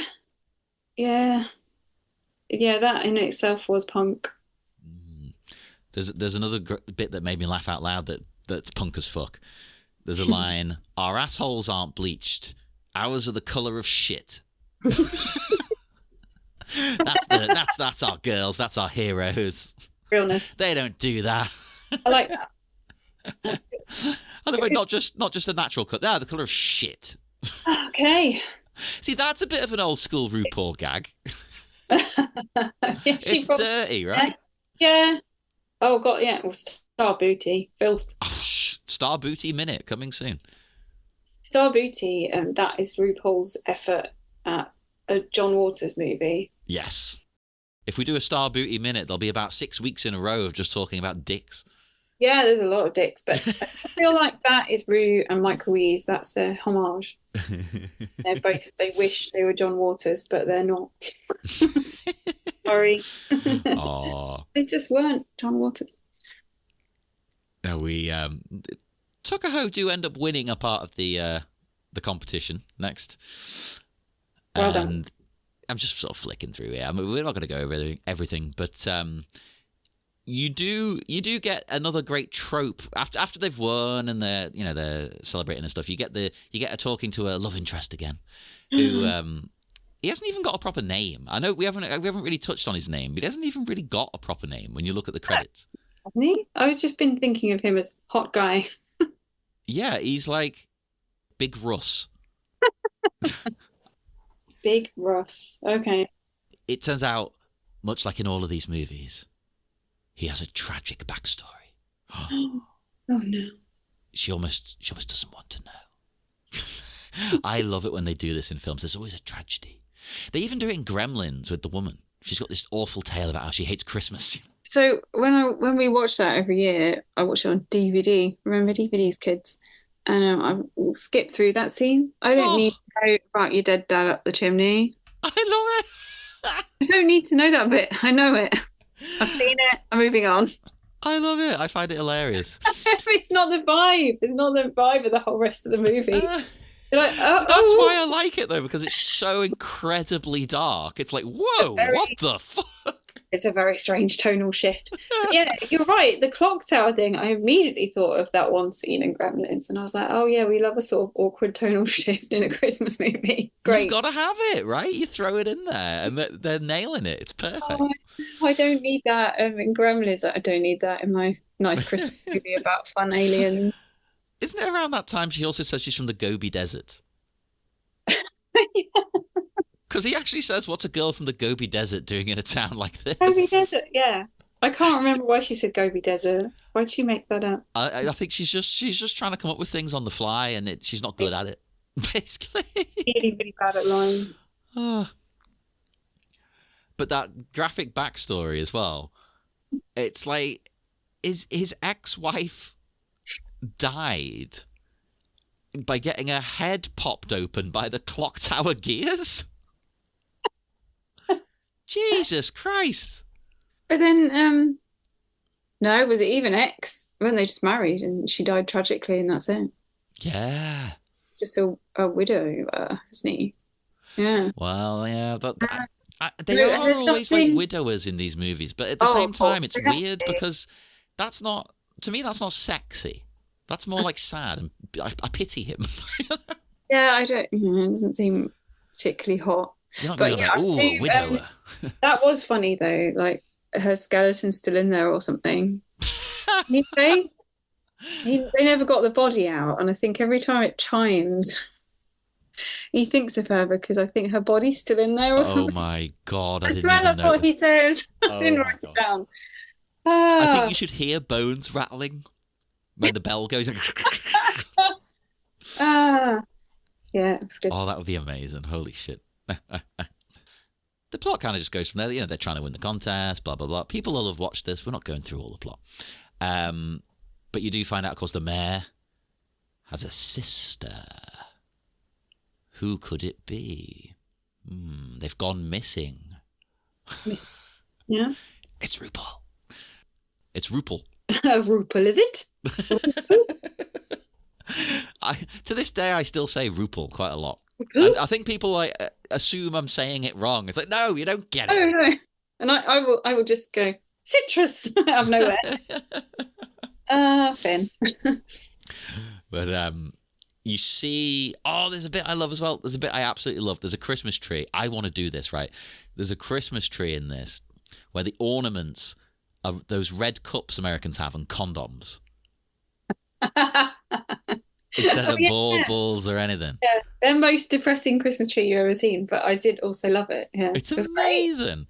Oh, and miniatures as well. Miniature, yeah. Like miniature vodka bottles and stuff for whiskey. Who even has miniatures? They're expensive. Just buy a whole bottle of vodka. Oh no, I do know. It's because they all hang out in the bar, but the bar it's like a hotel above it, so they would have miniatures. I can't afford the little miniatures from the hotel bar. Oh, who can? But no Has one. anyone in the world ever used the mini bar? Yeah, I've never. I did once because I had to, basically, because my mum like broke her foot when we were on holiday. Okay. And so there was a day where she had to wait till she could get, stuff to help her move around. So so we were kind of stuck in. So yes, I got some Pringles, but they were probably about 8 times the price they should have been. Yeah, they would be. And Pringles are fine, but they're not worth it. Not like condoms and red cups and miniatures, clearly. I think you need to do that. That is your challenge. Christmas 2024. Yeah. I want a full screen accurate recreation. If we'd done this far enough, in advance, I would have gone and bought all of this stuff and started hanging them on the tree. That would have been genius. It still counts. You can do it next year and then repost this entire episode and be like, guess what? But we what else do we get? Oh, we got a Jan starts showing her talents because her character here starts singing Ave Maria. Turns out she's not totally beige. Yeah, it was nice for Jan to show off her pipes. Yeah, and it connects to my other show, Bat Minute, because in The Batman with Robert Pattinson, the Riddler sings Ave Maria. Oh, nice. In a very creepy, Ave Maria. Oh. It's like the creepy. He's got a whole thing about that. And if you read the prequel comic, then it explains why he likes Ave Maria so much. But I think everyone should watch that movie anyway. Emo Batman, played by Robert Pattinson, amazing. He sits with eyeliner streaming down his face, writing in his diary, listening to Nirvana. Come on. Yeah, I have seen it. I saw it in the cinema. Yes. And I am very, very attracted to him. He's amazing. I never thought I would say it. I think he's the best Batman.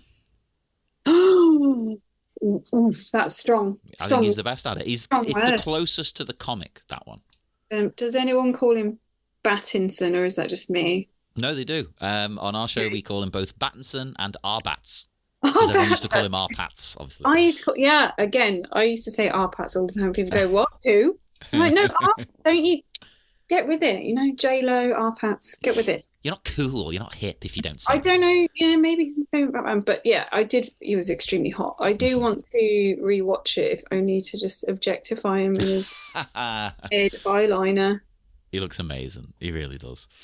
Yeah, because then he looks closer to sort of non-Twilight Robert, where he's just like a bit messy and maybe he needs a shower. Yeah. And that's fine. Well, he spent a lot of years getting away from that version of himself, the Twilight one. Yeah, but then Ginger and I have been on an odyssey of watching those 4 films. So. Ginger hadn't seen them, so. Oh, I actually went to the cinema to watch the first. Wow. 3, and I don't even like them very much. Like they're a novelty. They're a fun, interesting thing to watch, but they're not good. No, but I think they are. Well, no, actually, I do think the first one's actually quite a good film, but then the other ones are just nonsense, but a type of like crap that I really enjoy. It's like enjoyable shit. Yeah, it's just that sweet spot between awful, isn't it? It's not boring. No, it's just awful, but in an entertaining way. You could certainly not. You couldn't say it's boring. Yeah, I know. Yeah. What Ginger's favourites were the second one and the 5th one. Is there 5? Yeah, 5. Yeah, because isn't the last one split into 2? I haven't seen the last one, so. But I heard about the ending, about the baby basically, doesn't it like fall in love with Jacob because it grows up in like 5 seconds? Yeah. Pretty much. He falls in love with the baby. It's a whole thing. Even though it's technically not a baby, it's like you just saw it but be a baby. That's weird. No, because he does. He falls in love with it while it's still a baby. Oh, that's even weirder then. Whoa. Yeah, because that happens in Breaking Dawn Part 1. Oh no! And in Breaking Dawn Part 2, The Search for More Money, as I call it. It's incredibly weird. But someone who I think is amazing and not weird, you get to see Charo.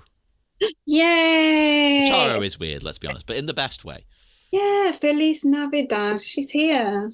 This is actually my second Christmas special where I get to mention Charo because on Yeah. Bat Minute we did one all about Pee Wee's, Playhouse Oh Christmas yeah. special, and Charo's on that. Yeah, and isn't don't we get Elvira as well? You know Is what? It's been that Elvira long since I covered it. I actually don't remember. I I think remember we got Elvira is in that too because they're like best friends, aren't they? yeah, Her you, and you got all kinds of select. That's why that year it was the Christmas special was a variety show because that was a variety show. So I got bands on playing music. I had sketches and all sorts. Tom. That is fun. So basically, for this one, I need a bunch of hookers on as Yeah, guests. yeah. Brilliant. Perfect. But yeah, Charo popping up, that's nice. Oh, and Kim Petras arrived quite near the beginning of proceedings. Right, We just sat down a bit. I'm so unhip. Right, I know the name, but I didn't know that was her till they said it because I don't know what she looks like. Oh. So I was like, oh, okay, I know that name. I believe she's a singer. Oh no, she's a big deal in this house. We've got tickets to see her I in 20. don't, the only pop star I listen to is Lady Gaga. I don't listen to any other. I can't think of a single other one. I might Um, send you just Kim's Dark EP. I think okay, you'll. yeah. So she had a moment where she went real spooky. I like Um, it. she did an entire, like almost an album length of just really fucked up spooky songs about demons and murder and death. I like it already. Not your standard pop star. Oh, actually, there's one other pop singer, technically a pop singer, who I do listen to. She's called Poppy. Oh yeah, yep, Ginger loves her. Yeah. But she did do a random bit where she got into metal. Yep, she's had a Um, mental moment. She's done a lot of different genres, hasn't she? yeah, and she actually, tying it back to wrestling, she appears on wrestling quite a lot. Mm. Because she works with WWE, she does music for people, and they'll sometimes get her in the ring and things. But I was a fan of hers from YouTube when she was just like playing like a kind of robot. Yeah, the robot thing. I miss the robot thing, but she doesn't seem to even mention it much. Apparently, it was because of a falling out with, I believe it was her ex, who helped create the robot thing. Awkward. And Right. it wasn't like a good splitting up either. This is all what I've heard, though. So I see. I think it was a very bad separation. So she's like, no, I'm killing that. Which I understand. No, fair enough. Oh, I do love all the musical numbers. Yeah. What are they called? The Broads. The Broads. Oh, it's just so funny. The Broads. So messy. They're Gotta say it great. like a New Yorker, I think. The Broads. Sorry. Maybe it is set in New York then. Is it a suburb? I'm so confused. They didn't really explain the geography. No, we're both assuming that she went to like the middle of And she got a nowhere. bus there, but then we didn't know how far that bus went. Maybe Yeah. it is Tuckahoe in New York. Maybe. Oh my god, this is completely transforming my whole view of this film. I thought she went to like a little town in the country. I just had no idea Tuckahoe was a real place. To be honest, I didn't till I Googled it while we were talking. I didn't look it up beforehand. No, apparently Drag Race just stole someone's entire town name just so they could have a chuckle since 2009. Yeah. Fair enough. Fair enough. Didn't know. Didn't know. They get found out by the investigator. that joke again. They get found out that Maggie is undercover. She's a liar. She doesn't even live there. Which it gets the team disqualified, right? Because she's a reporter, etc., etc. Is that enough to disqualify her? What's wrong with that? I guess, I mean, we didn't see the rule book. I'm sure there's many rules. Well, if suppose Kit and Heel Court are involved, there's Because their rules. application was fraudulent. Does that Was it neg- though? I don't know. It's weird to Maggie me. Dean's not a real person, so does that cancel everything? It shouldn't do, and maybe they'll come to that conclusion at the end. But yeah, they get disqualified, and then it seems to imply, if I'm hearing this right, does RuPaul kill Pork Chop? Really? I missed that. But Something that I've missed because I don't really. I got that impression. Did she have Mr. Porkchop murdered? At the very least, kidnapped.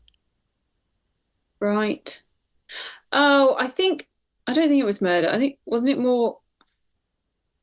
I think RuPaul like busted him up at the bank because he's the bank manager, right? Yes, yeah. His name is. I don't know the character's name. It's a very boring name. His name is Bertram. Oh, Bertram. That's why we couldn't remember it. Now, I'm trying to think of any other. Are there any other characters called Bertram? No, I think you're right. That sounds familiar. That's it. Although weirdly, the name Bertram comes from the Germanic name Bert, meaning bright, and Hram, meaning raven. Oh, fun facts. Is it a joke about raven that we're not picking up on? I don't think they thought that far. No, I'm sure it's not. But no, Maybe it's a joke about Adolf Bertram, the Archbishop of Breslau. Must be. Big reference. How clever. Yeah. I don't think Hannah, that's her name, that's Rue's name. I don't think Hannah murdered him, no. But I do think she probably messed him up. Okay. I could get on board with that. Trying to get that crown, at any cost. Well, she does get the crown. She steals it. She did. She's like, right, well, if my ringer is going to be disqualified, I'm just going to fucking nick it then. Just take it, yeah. I mean, she could have just done this to begin with. Well, but then there wouldn't be a movie. Well, I imagine it would then be harder to sell as well. A bit like the people who stole. I mean, I'm not a sport person, but I remember there was a story years and years and years ago. Like someone stole the World Cup, the football/soccer World Cup, and they never got it back. They had to make a new one. Really? Wow. Yeah, they don't know what happened to it. They think they melted it and did stuff with the gold. Oh dear. So, I mean, it's like you get these people in movies stealing, priceless art. Who's buying it, though? I don't know. I guess like there's a shadowy network of private collectors who will pay anything, but then obviously it just has to be in their house. That's the weird thing, isn't it? Because I understand why a billionaire would want the Mona Lisa or something, But if you can't display it, it's like, oh, well, kind of loses. Because surely the point of owning it is almost like showing off, Yeah, I don't know. Yeah, there's an episode of Doctor Who where there's a plot point in 70s Doctor Who about the Mona Lisa. It's also a plot point in Glass Onion, a very good movie, the Knives Out sequel. I've seen the first one, not seen the sequel. I love the second one. Some people didn't like it. I think they're wrong. I thought it was incredible. And plus you get more of Daniel Craig being ridiculously southern and camp. Yeah, I wasn't 100% on his accent. That's the best part. No, see, watch it a second time. It was good. That's the thing. Watch it a second time and you'll appreciate it the way you appreciate the stuff in this. Because it's like, oh, he's just having fun. He's just like, maybe it's like jarring because I got invited to someone's house. They're like, hey, we're going to watch the new Knives Out. And I'm like, I've never seen Knives Out. I can't watch the sequel. So we all sat and watched the first one because Ginger and I had not seen it. And then, that's how I never got to the second one. You've got to watch the second one now. Okay. It's even more. I mean, it straight up basically says to you as well, Benoit Blanc is gay. Yeah, he's got a bit queer energy. But they go around to get him for this mission, and Hugh Grant just answers the door. It's like, oh, okay, and he's like, oh, but Benoit, a door for you. And it's like, oh, you too, Brilliant. okay. Like that. It's quite cute, but it doesn't like it's not like in your face enough to annoy the big. Although I would like to annoy the bigots, but it won't make them hate the movie. It's the worst movie ever. But it's enough to be like Well. Oh, then maybe they just be oblivious. Well, they are stupid. Normally. This is when we get Latrice turning up. We mentioned before the spirit of Christmas coming to explain everything, and you get a flashback, of Rue taking in mere names. Olivia. I was going to say Livia. You Olivia. taught me her name now. I was calling her Maggie. Olivia is her original name. I am notorious on all of my podcasts for being the worst person for names, so thank you. So Rue took her in as a kid, and it's literally a scene from A Christmas Carol. Yeah, it was good. It's just the same thing, and I love that. I love that. Why not? Have fun with it. Be Bob ridiculous. Cratchit vibes, definitely. Also, I love, oh, I didn't mention this. I love that it's always a typewriter. Yes. She can't use a computer. No. And then she's talking to one of the girls when she's like undercover in the initial days of being Maggie Z. And she's typing something into into the typewriter with her left hand. Yes. Yeah, yeah. Really stealthy. Really stealthy. I love that. Well, to be a real journalist, you got to use a typewriter. Obviously, otherwise it doesn't count. Yeah. Computers are fake. It was just a very stupid running joke that I appreciated a lot. Stupid in the best way again. Yeah. You get this is when you get the whole well, actually, I was going to say this is when we get the sort of climbing the tree and that, but we do get as well. Laganja Estranja turns up. Oh yeah, I forgot. Yeah, for like a second. Yeah, just like falls. Oh, she fell from the sky. Former guest of the show, Laganja Estranja. Well, it's a reference, isn't it? Because that's her thing. Yeah, yeah. From the sky. And then because she fell from the sky that one time on All Stars, she then has to do that across America in every club ever, and like try not to break her knees. I know. I worry about her knees. I'll be honest. Oh, Jesus Christ. But yeah, I do think since that day, it does mean that song is now, it actually belongs to Laganja, not Dua Lipa. Sorry. It's now Laganja's song. It's by Laganja Estranja. It is. Facts. I guess that's the reason. It's a reference. It's RuPaul's Drag Race referencing itself again. She falls from the sky because it's what she does. I hope that's one of the moves she has in the upcoming fighting game, Drag Her. Oh, yeah. Because I have played the beta test, but I actually do not recall. Could I play as Laganja? I just played as Alaska on loop. Yeah, I couldn't really see Laganja though. She would really work. She is in the game. I say she's got a game character kind of vibe with some of her costumes and yeah. It's really fun. And I think a lot of her moves are weed based. Of course they are. I can imagine. Like Alaska's are all nails and rats and things. So. Do you think maybe Ganja's attacker she'll like blow smoke? I think she might do. I think that might be one of the moves is blowing green smoke at people. Yeah, she would, which makes sense. It's a great thing. I don't know when that should be out soon, listeners. I think they are doing another beta test around the Christmas time, and then I'm assuming it won't be too long till it's out. But I don't know. I haven't heard much. Do you think it will be freemium? No. I mean, I was about to say absolutely not, but I don't know because I helped fund it. Oh, then probably not then. A long time ago though, so it could have changed. Yeah, freemium drives me a bit mad. I'm like, make me pay for it or don't. Yeah, I'd rather just pay, and I'm getting a proper complete game that actually functions like a game. Yeah. Yeah, this is when we find out Rue's secretly the sister of the mayor, and looking incredible in the crowd, like a femme fatale. Yes, stunning. Oh, what a cool! I always love the dark shades and like a scarf as a hood. Oh yeah, glamour. It's my ambition to turn up to a funeral looking like that one time. I think you should gate crash someone else's. Actually, not even anyone you know. And do what they do in movies: stand really far away, as if I'm a mysterious figure in that person's life. Yes, please sit at the back with a black veil, like, and everyone's like, "Who is that? Who's that? I don't know. I thought you knew them." So good. And I'll just wordlessly, at one point, just stand up, put like a handkerchief under my glasses, dab my eyes, and walk out silently. Brilliant. Yeah, well, put that on the list. 2024. It's happening. I have a note about one of the performances. Oh. So their big winning number is this sort of Spice Girls theme, isn't it? Right, I only just clocked on that it's Spice Girls while I've got it running in the background while we're talking. Yeah, of course it is. I'm stupid. I think... I'm used to going minute by minute. To be fair to you, though, there could have been a disconnect because although the outfits, yes, there's that, the song is not good. And it doesn't really sound like a Spice Girls tune. So it doesn't make a lot of sense with the visual. So then you're a little bit like, then why are they actually dressed as the Spice Girls at all?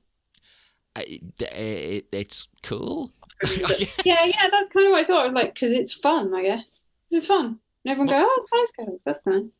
plus, there's a weird thing where they do reference English stuff. Like, is this a reference, right? Go on. Rue climbs the Christmas tree, trying to sneak away by helicopter, and you get our. I'm just going to keep calling her Maggie. Yeah. Maggie climbs up to stop her. And you get a little Star Wars thing. This isn't the English bit, but you get a Star Wars reference, like, I am your mother, kind of.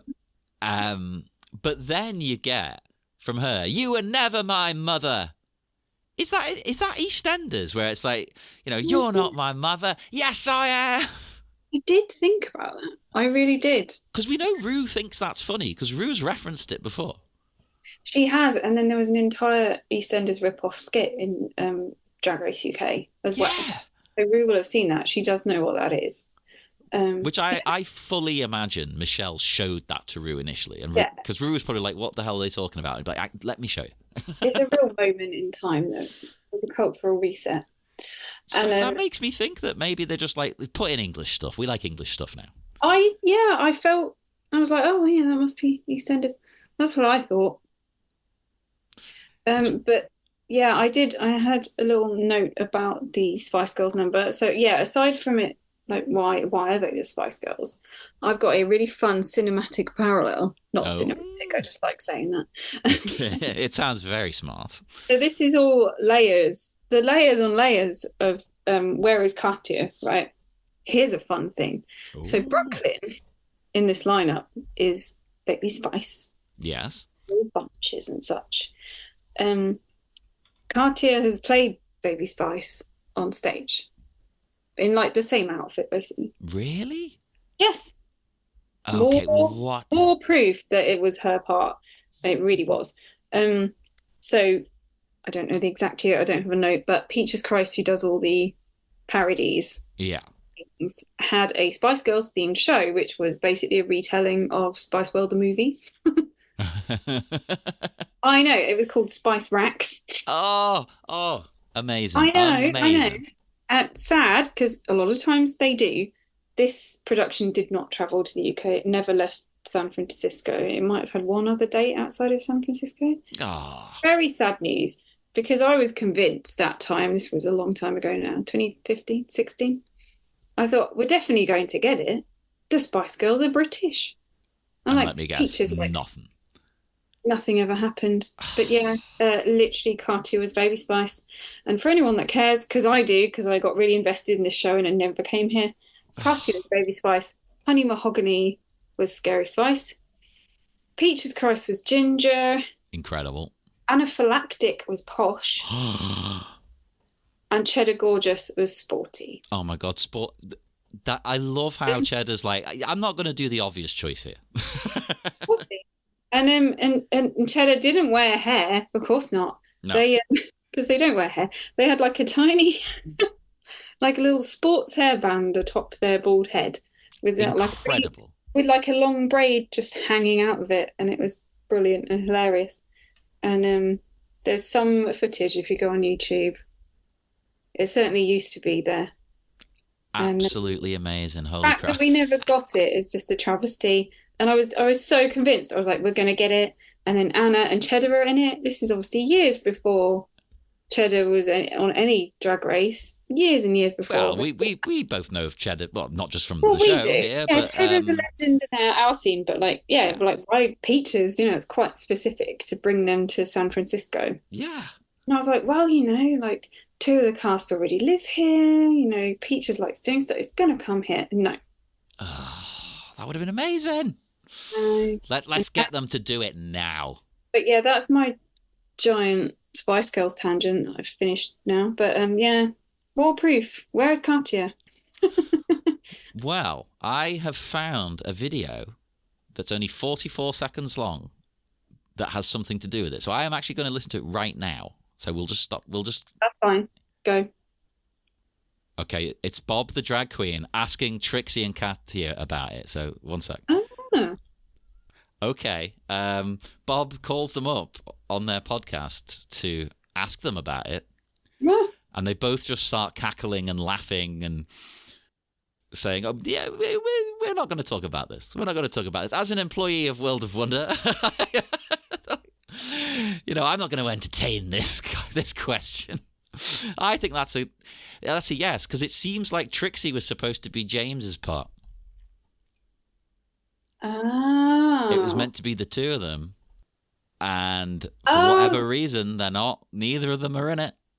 Oh, I can see that, because then what I was saying with James Mansfield's heritage out of drag, obviously James Mansfield, the character of the white lady, but then the same with Trixie, right? The joke still works. Yeah, she's a rich white lady, but actually a person of color.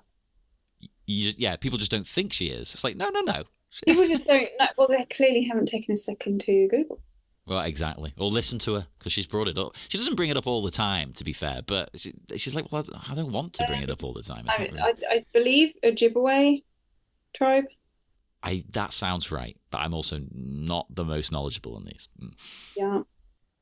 But yeah, that was interesting. So I think they're laughing and jokingly refusing to discuss it is like, well, we were meant to be in it. Something must have come up, but they won't talk about what it is, even to Bob. I feel, I don't know.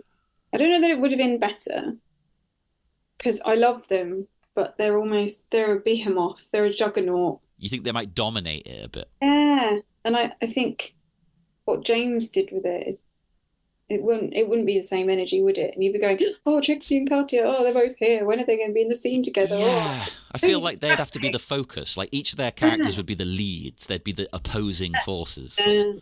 Interesting. It would have been a very different movie. Maybe that was the idea. Maybe it was a Trixie versus Katya movie to begin with. I don't know. Oh, actually, I would watch that. Maybe it'll still happen. It could still happen. A sequel. Please. But I do like the way in this, though. It's a bit like Rocky. It's a Rocky move. The way, Kit and Heel still win. Because the Broads literally missed like most of the event doing all this other nonsense. So it's like, well, yeah, but Kit and Heel have been here performing. Like, so they win. Your heroes don't have to win to succeed. They've proved their point, and Kit and Heel have enough of their evil leader. She's out. Boo! Yeah. Vote her out. But you get a bit of Rue, who got away in the chopper. It crashed, but she survived. She reunited with her sister, the mayor. Everything's well. She's good again. Yeah, that was nice. We want to have a little bit of a heartwarming ending, haven't we? You get a few little bits. Like, this is supposed to be heartwarming, but if you actually delve into it, it's dark, I think. So Russ, was it? He wants to now marry. I can't keep calling her Maggie. Screw it, Maggie. Russ, he wants to marry her. They've known each other for like 4 days. Yeah. And they call it out in the movie. It's like, wait a minute. But yeah, that was funny though. It is funny because that is what happens in these films. It's like people, there's falling in love, and then there's like, this is still the Romeo and Juliet-esque infatuation stage, surely. You've got to give it a bit of time. Come on. No, I did like that. I thought it was funny. Her reaction. She's like, "What? But imagine if I said yes. What?" Yeah. Well, again, though, that's the point of Romeo and Juliet that people miss. Everyone goes, "Oh, isn't it a nice love story?" It's like, no, hang on a minute. No, it's not. They're not in love. It establishes that Romeo's character at the beginning, he is someone who falls for people left and right. He gets infatuated with someone all the time. This is his thing. This is what he does. Yeah. And it's meant to, they're kids. I mean, how old's Juliet in the original? It's like 13. Oh, she's like 13 or 14. It's like, no. It's not love. It's the same here. It's like, she's like, no, hang on a minute. I think it's just, I would say dickmatized, but it's more, she's confused by his chest. Yeah, it's just very chest-based, the infatuation. Mostly attracted to his chest, and then, yeah. We'll see if a relationship can develop. Is that a thing for people who are into like buff kind of men? I don't really like buff people. I'm not into buff men. So is that a thing, being into the chest specifically? I don't know. Fans of buff men writing. I don't know. Yeah, I think I just like being a contrarian because I like buff women, but I like femme men. Nice. I like femme everyone. Oh, I like femme women. I'd like all women, And then all women and some men. femme. That's the correct way to be bi, right? It's like all women, some men. Yeah, yeah, actually that. Yes, all women. Yeah, yeah. um, I have a note Mm. about the movie poster. Oh, Right, so we talked about DVDs, right? If there was a DVD or a Blu-ray, this would be the cover. You can Google it, which is available. let's have a I look. guess they must have had to do like a poster for promo and stuff. Maybe it was Yeah. in a stop somewhere, you know. Oh, okay. Yeah, yeah, yeah. That is 1,000% what the DVD cover would be. Yeah. Yeah, but I have a note which is fun, because it's trying to reference with all its own drag race references. Yes, there's a lot, but it's also doing like a few little Christmas movie references, and this poster is based on the Love Actually poster. I thought it might be. I was hoping you were going to say that. It is because I watched that recently. I love it. Um, yeah, with all the like split screen, like here's all the characters, and then the red Hmm. bow, like it's a gift. Well, That's Rue is the gift to you. Rue is the gift that keeps giving. But yeah, so it's even the poster as a reference. I was like, wow, these guys, they're going for it. Yeah, that's awesome. I Also, like that. also a Christmas movie reference, which again doesn't get picked up anywhere later in the story at all. Maggie Zine is like, I'm going to make costumes because we're going to do the pageant, and she takes down her curtains, which is a Sound of Music reference. Oh my god. Holy crap. I bet there's more references in this than we're picking up on. That's just that stuck out to me because that's one of my faves as well. But it's like, oh yeah, and then of course, but they didn't actually follow up, and you never see those costumes that were made out of really ugly curtains. I thought that was funny. She should have made really bad costumes, a bit like in, like Pretty in Pink, which I love that movie, but she takes two lovely dresses and designs the worst dress ever created. Oh no, I've not seen it. Oh, the whole movie. I should, It's right? Because going on about her wanting to make a dress for the prom, I think it's the prom anyway. right, And in the end, she's got one dress, but her dad also hands down to her dead mother's dress. He's like, I want you to use this for your right, mum. okay. And then when she makes her big reveal, she walks in the most hideous bag you've ever seen. And it's just like, oh my God, no, this is a beautiful girl. What have you done? What did she like? Frankenstein the two? Yeah. Oh no. It's unbelievably, but I can't just send you a picture of it because it won't have the impact. You've got to watch the film. No, okay. Well, yeah. Remind me at a later date to watch that movie because I believe it's got peak hot James Spader in it, which It interests me a lot. does.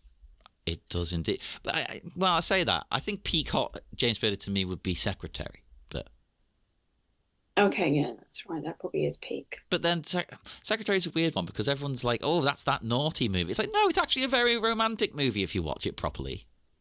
Yeah, they're missing the point. They are missing the point. Yes, these people are into kink, but it's not like a kinky movie as such. It's Really. about love and two people who need each other. Yeah, it's I nice. just I like to objectify James Spader, so I was happy with that. Well, then you've got Maggie Gyllenhaal in it as well, who's also stunning. Two beautiful people in Secretary there. Jeez. Attractive people. Yeah. Yeah. And then Pretty in Pink. Who else is in that? Is it Molly again? It's Is Molly it, Ringwald, who, of course, gorgeous. is it the usual pack? Is it Emilio in it? Is it Emilio Estevez? No, you've got Think of John like that Cryer. crew. That crew, you know. Yeah, John Cryer is Ducky. He's the character everyone sort of really likes his style and attaches themselves to. But when you actually break it down, he's a bit of a weirdo. People didn't pick up on that, I don't think, for a while. And they're like, hang on a minute, he's a bit creepy. Annie Potts is in it. I forgot about that. Annie Potts is in Ghostbusters. She's the secretary. Oh yeah, of course we all remember. Yeah. Andrew McCarthy. And Harry Dean Stanton, who's a David Lynch regular. Oh, I've just Rotten Tomatoes has a picture of the ugly dress. It's bad. Ah, you're not getting how ugly it is, but you're getting a hint there. It's bad. It's pretty bad. It's shocking when you see it. It's got no shape. It's ruined this girl's looks. Both the dresses were nice before. Oh dear. Yeah. she doesn't do much with these curtains, as you say.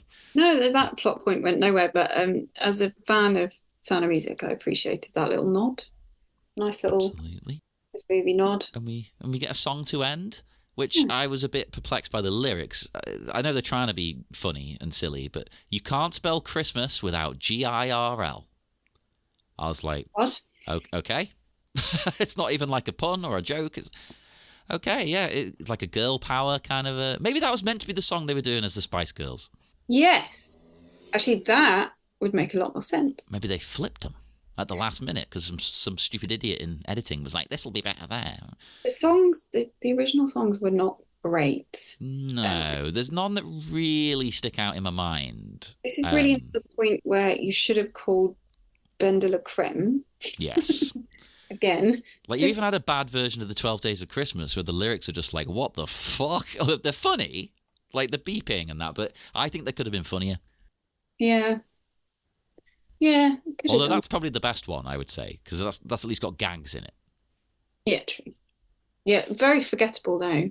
I've not got notes about the songs, and I'm like, what were the songs? Don't know. Although overall, I think it's a good bit of fun. I think it's cute. It's exactly the kind of thing that Rue should be doing with the franchise. You know, whether it turns out good or bad, just make stuff like this, like regularly. Not a Christmas movie all the time, but just put out films and do different things with the idea, and you've now got this massive sort of bank of people you can call on, a huge cast essentially. Yeah, so you can make all different kinds of films out of it, but then again, I've been saying for years, why don't they have more like makeup ranges and fragrance ranges and things like that? Like, what I know, Alaska's now launched a fragrance only on their Patreon, I believe. But is it red for filth? It's red for filth. Yeah. Of course it is. It is, of course. And I never did get Delusion by Jinx Monsoon. But see, that's the thing. Where's Delusion? Convince yourself. Surely that's printing money, right? Like, if they came out, RuPaul officially branded like products like that, I'd buy that. Like, obviously, don't make it super, super expensive. Make it like priced like you'd get a Britney perfume. I wear Britney. Have like a Jinx Monsoon one for that kind of price. You'd be like, yeah, I'll fucking buy that right now. Oh yeah, Britney perfumes are great. I have 3. They're really good. They're dead nice, aren't they? They're really good. Good quality, decent price. Okay, they don't last as long as like £100 perfume, but they last a lot longer than any other perfume that price. I will say though, RuPaul herself actually did have a makeup collab and a perfume collab. Yeah, but why is that not like the norm? It was a long time ago, and it came and went. It was Color Revolution. Yeah. And I bought the makeup. It's shit. Nah, that's the problem.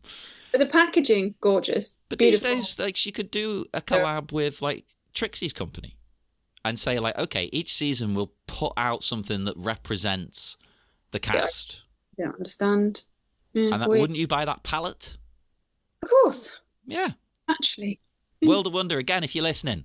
Products. I'm sure you've had these ideas. Why aren't you making them? Do them. If it's different merch, guys, we don't always need yet another T-shirt. Maybe. That's the thing that annoys me, right? I'm a big T-shirt wearer. I am. But these are drag queens, right? Think outside the box for your merchandise. A T-shirt, that's shit. A drag queen wouldn't wear a T-shirt. Well, that's why Trixie, she is the CEO of the world, because she knows what's up. She's gonna put her logo on every damn thing, and I'm like, well done, good. Yeah, and the quality, at least everything I've tried, very good. All good. Hand mirrors, beanie hats, fluffy dressing gowns. I don't know, outside makeup the bags. box. I'm like, yeah, good, well done. What everyone It's else should be doing. baffling to me, but so yeah, I think even outside of that, I think Rue should be doing this kind of thing. Give us movies, give us cheesy stuff, make silly, make an action movie.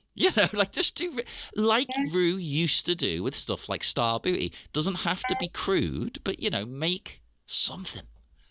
Yeah, or well, actually, like a nice sort of horror movie, like a B movie. Horror movie would be great. Because Cartier and Alaska have both been in like little horror things, haven't they? There's that short on Shudder. That was good. Yeah, brilliant, wasn't it? Alaska. Yeah. You wouldn't know it was Alaska. She's a creepy demon kind of a thing. Oh, I know, like slithering. It's amazing. But yeah, I mean, it just seems like a natural fit. Like we all know, queer horror, the crossover. Yeah. Yeah, I don't know. Don't Would know. be good. Would be good. But up until recording, at least, there hasn't been any other movies like this. I think maybe that the fact that this didn't bomb, but it didn't really take off either. So I think maybe they're like, let's not bother. Well, if you don't release it worldwide, that also doesn't help, guys, because they didn't. Does not help. We're They not probably had some stupid deal over here where it was only shown on some obscure channel that nobody had. Oh, a Peacock or something. Yeah, one of those fucking I'm not nonsense. getting a Peacock, guys. I'm not getting it. I've still never seen Joe versus Carol because I refuse to pay for Peacock. Speak to me off mic, I'll sort it out. But I'm like, no, I'm not buying it. And it's literally the only thing currently that I need to watch on that. So I'm not paying. I will not. I've got methods. I've got ways. I'm sure. But that's the whole thing from my end. Yeah, that was all of my notes. My Spice Girls tangent was the last note I had. We've gone longer than the movie, as I predicted we would. And even after I edit, I imagine it's going to be longer than the movie still.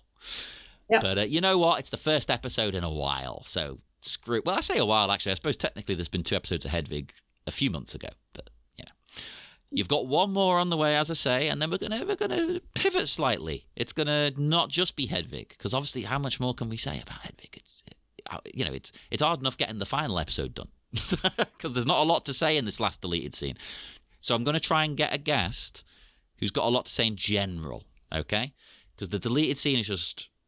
I mean, it's not a spoiler because you can look at it, listeners. It's just the kid dancing longer on the bed. So, not a lot to say. But I will. That's why I'm sourcing for you for the finale of the deleted scene thing. I'm going to try and find someone who can talk about the movie as a whole. You know, someone with a new perspective, maybe. And yeah, I don't know when that's coming. It will be a surprise for you. As we enter the new year, we have a new era dawning. So do join us again. Hop in the van.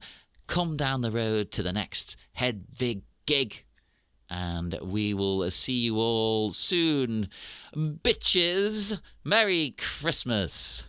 Merry Christmas. Woo! I've stolen Christmas, so no Merry Christmas for you.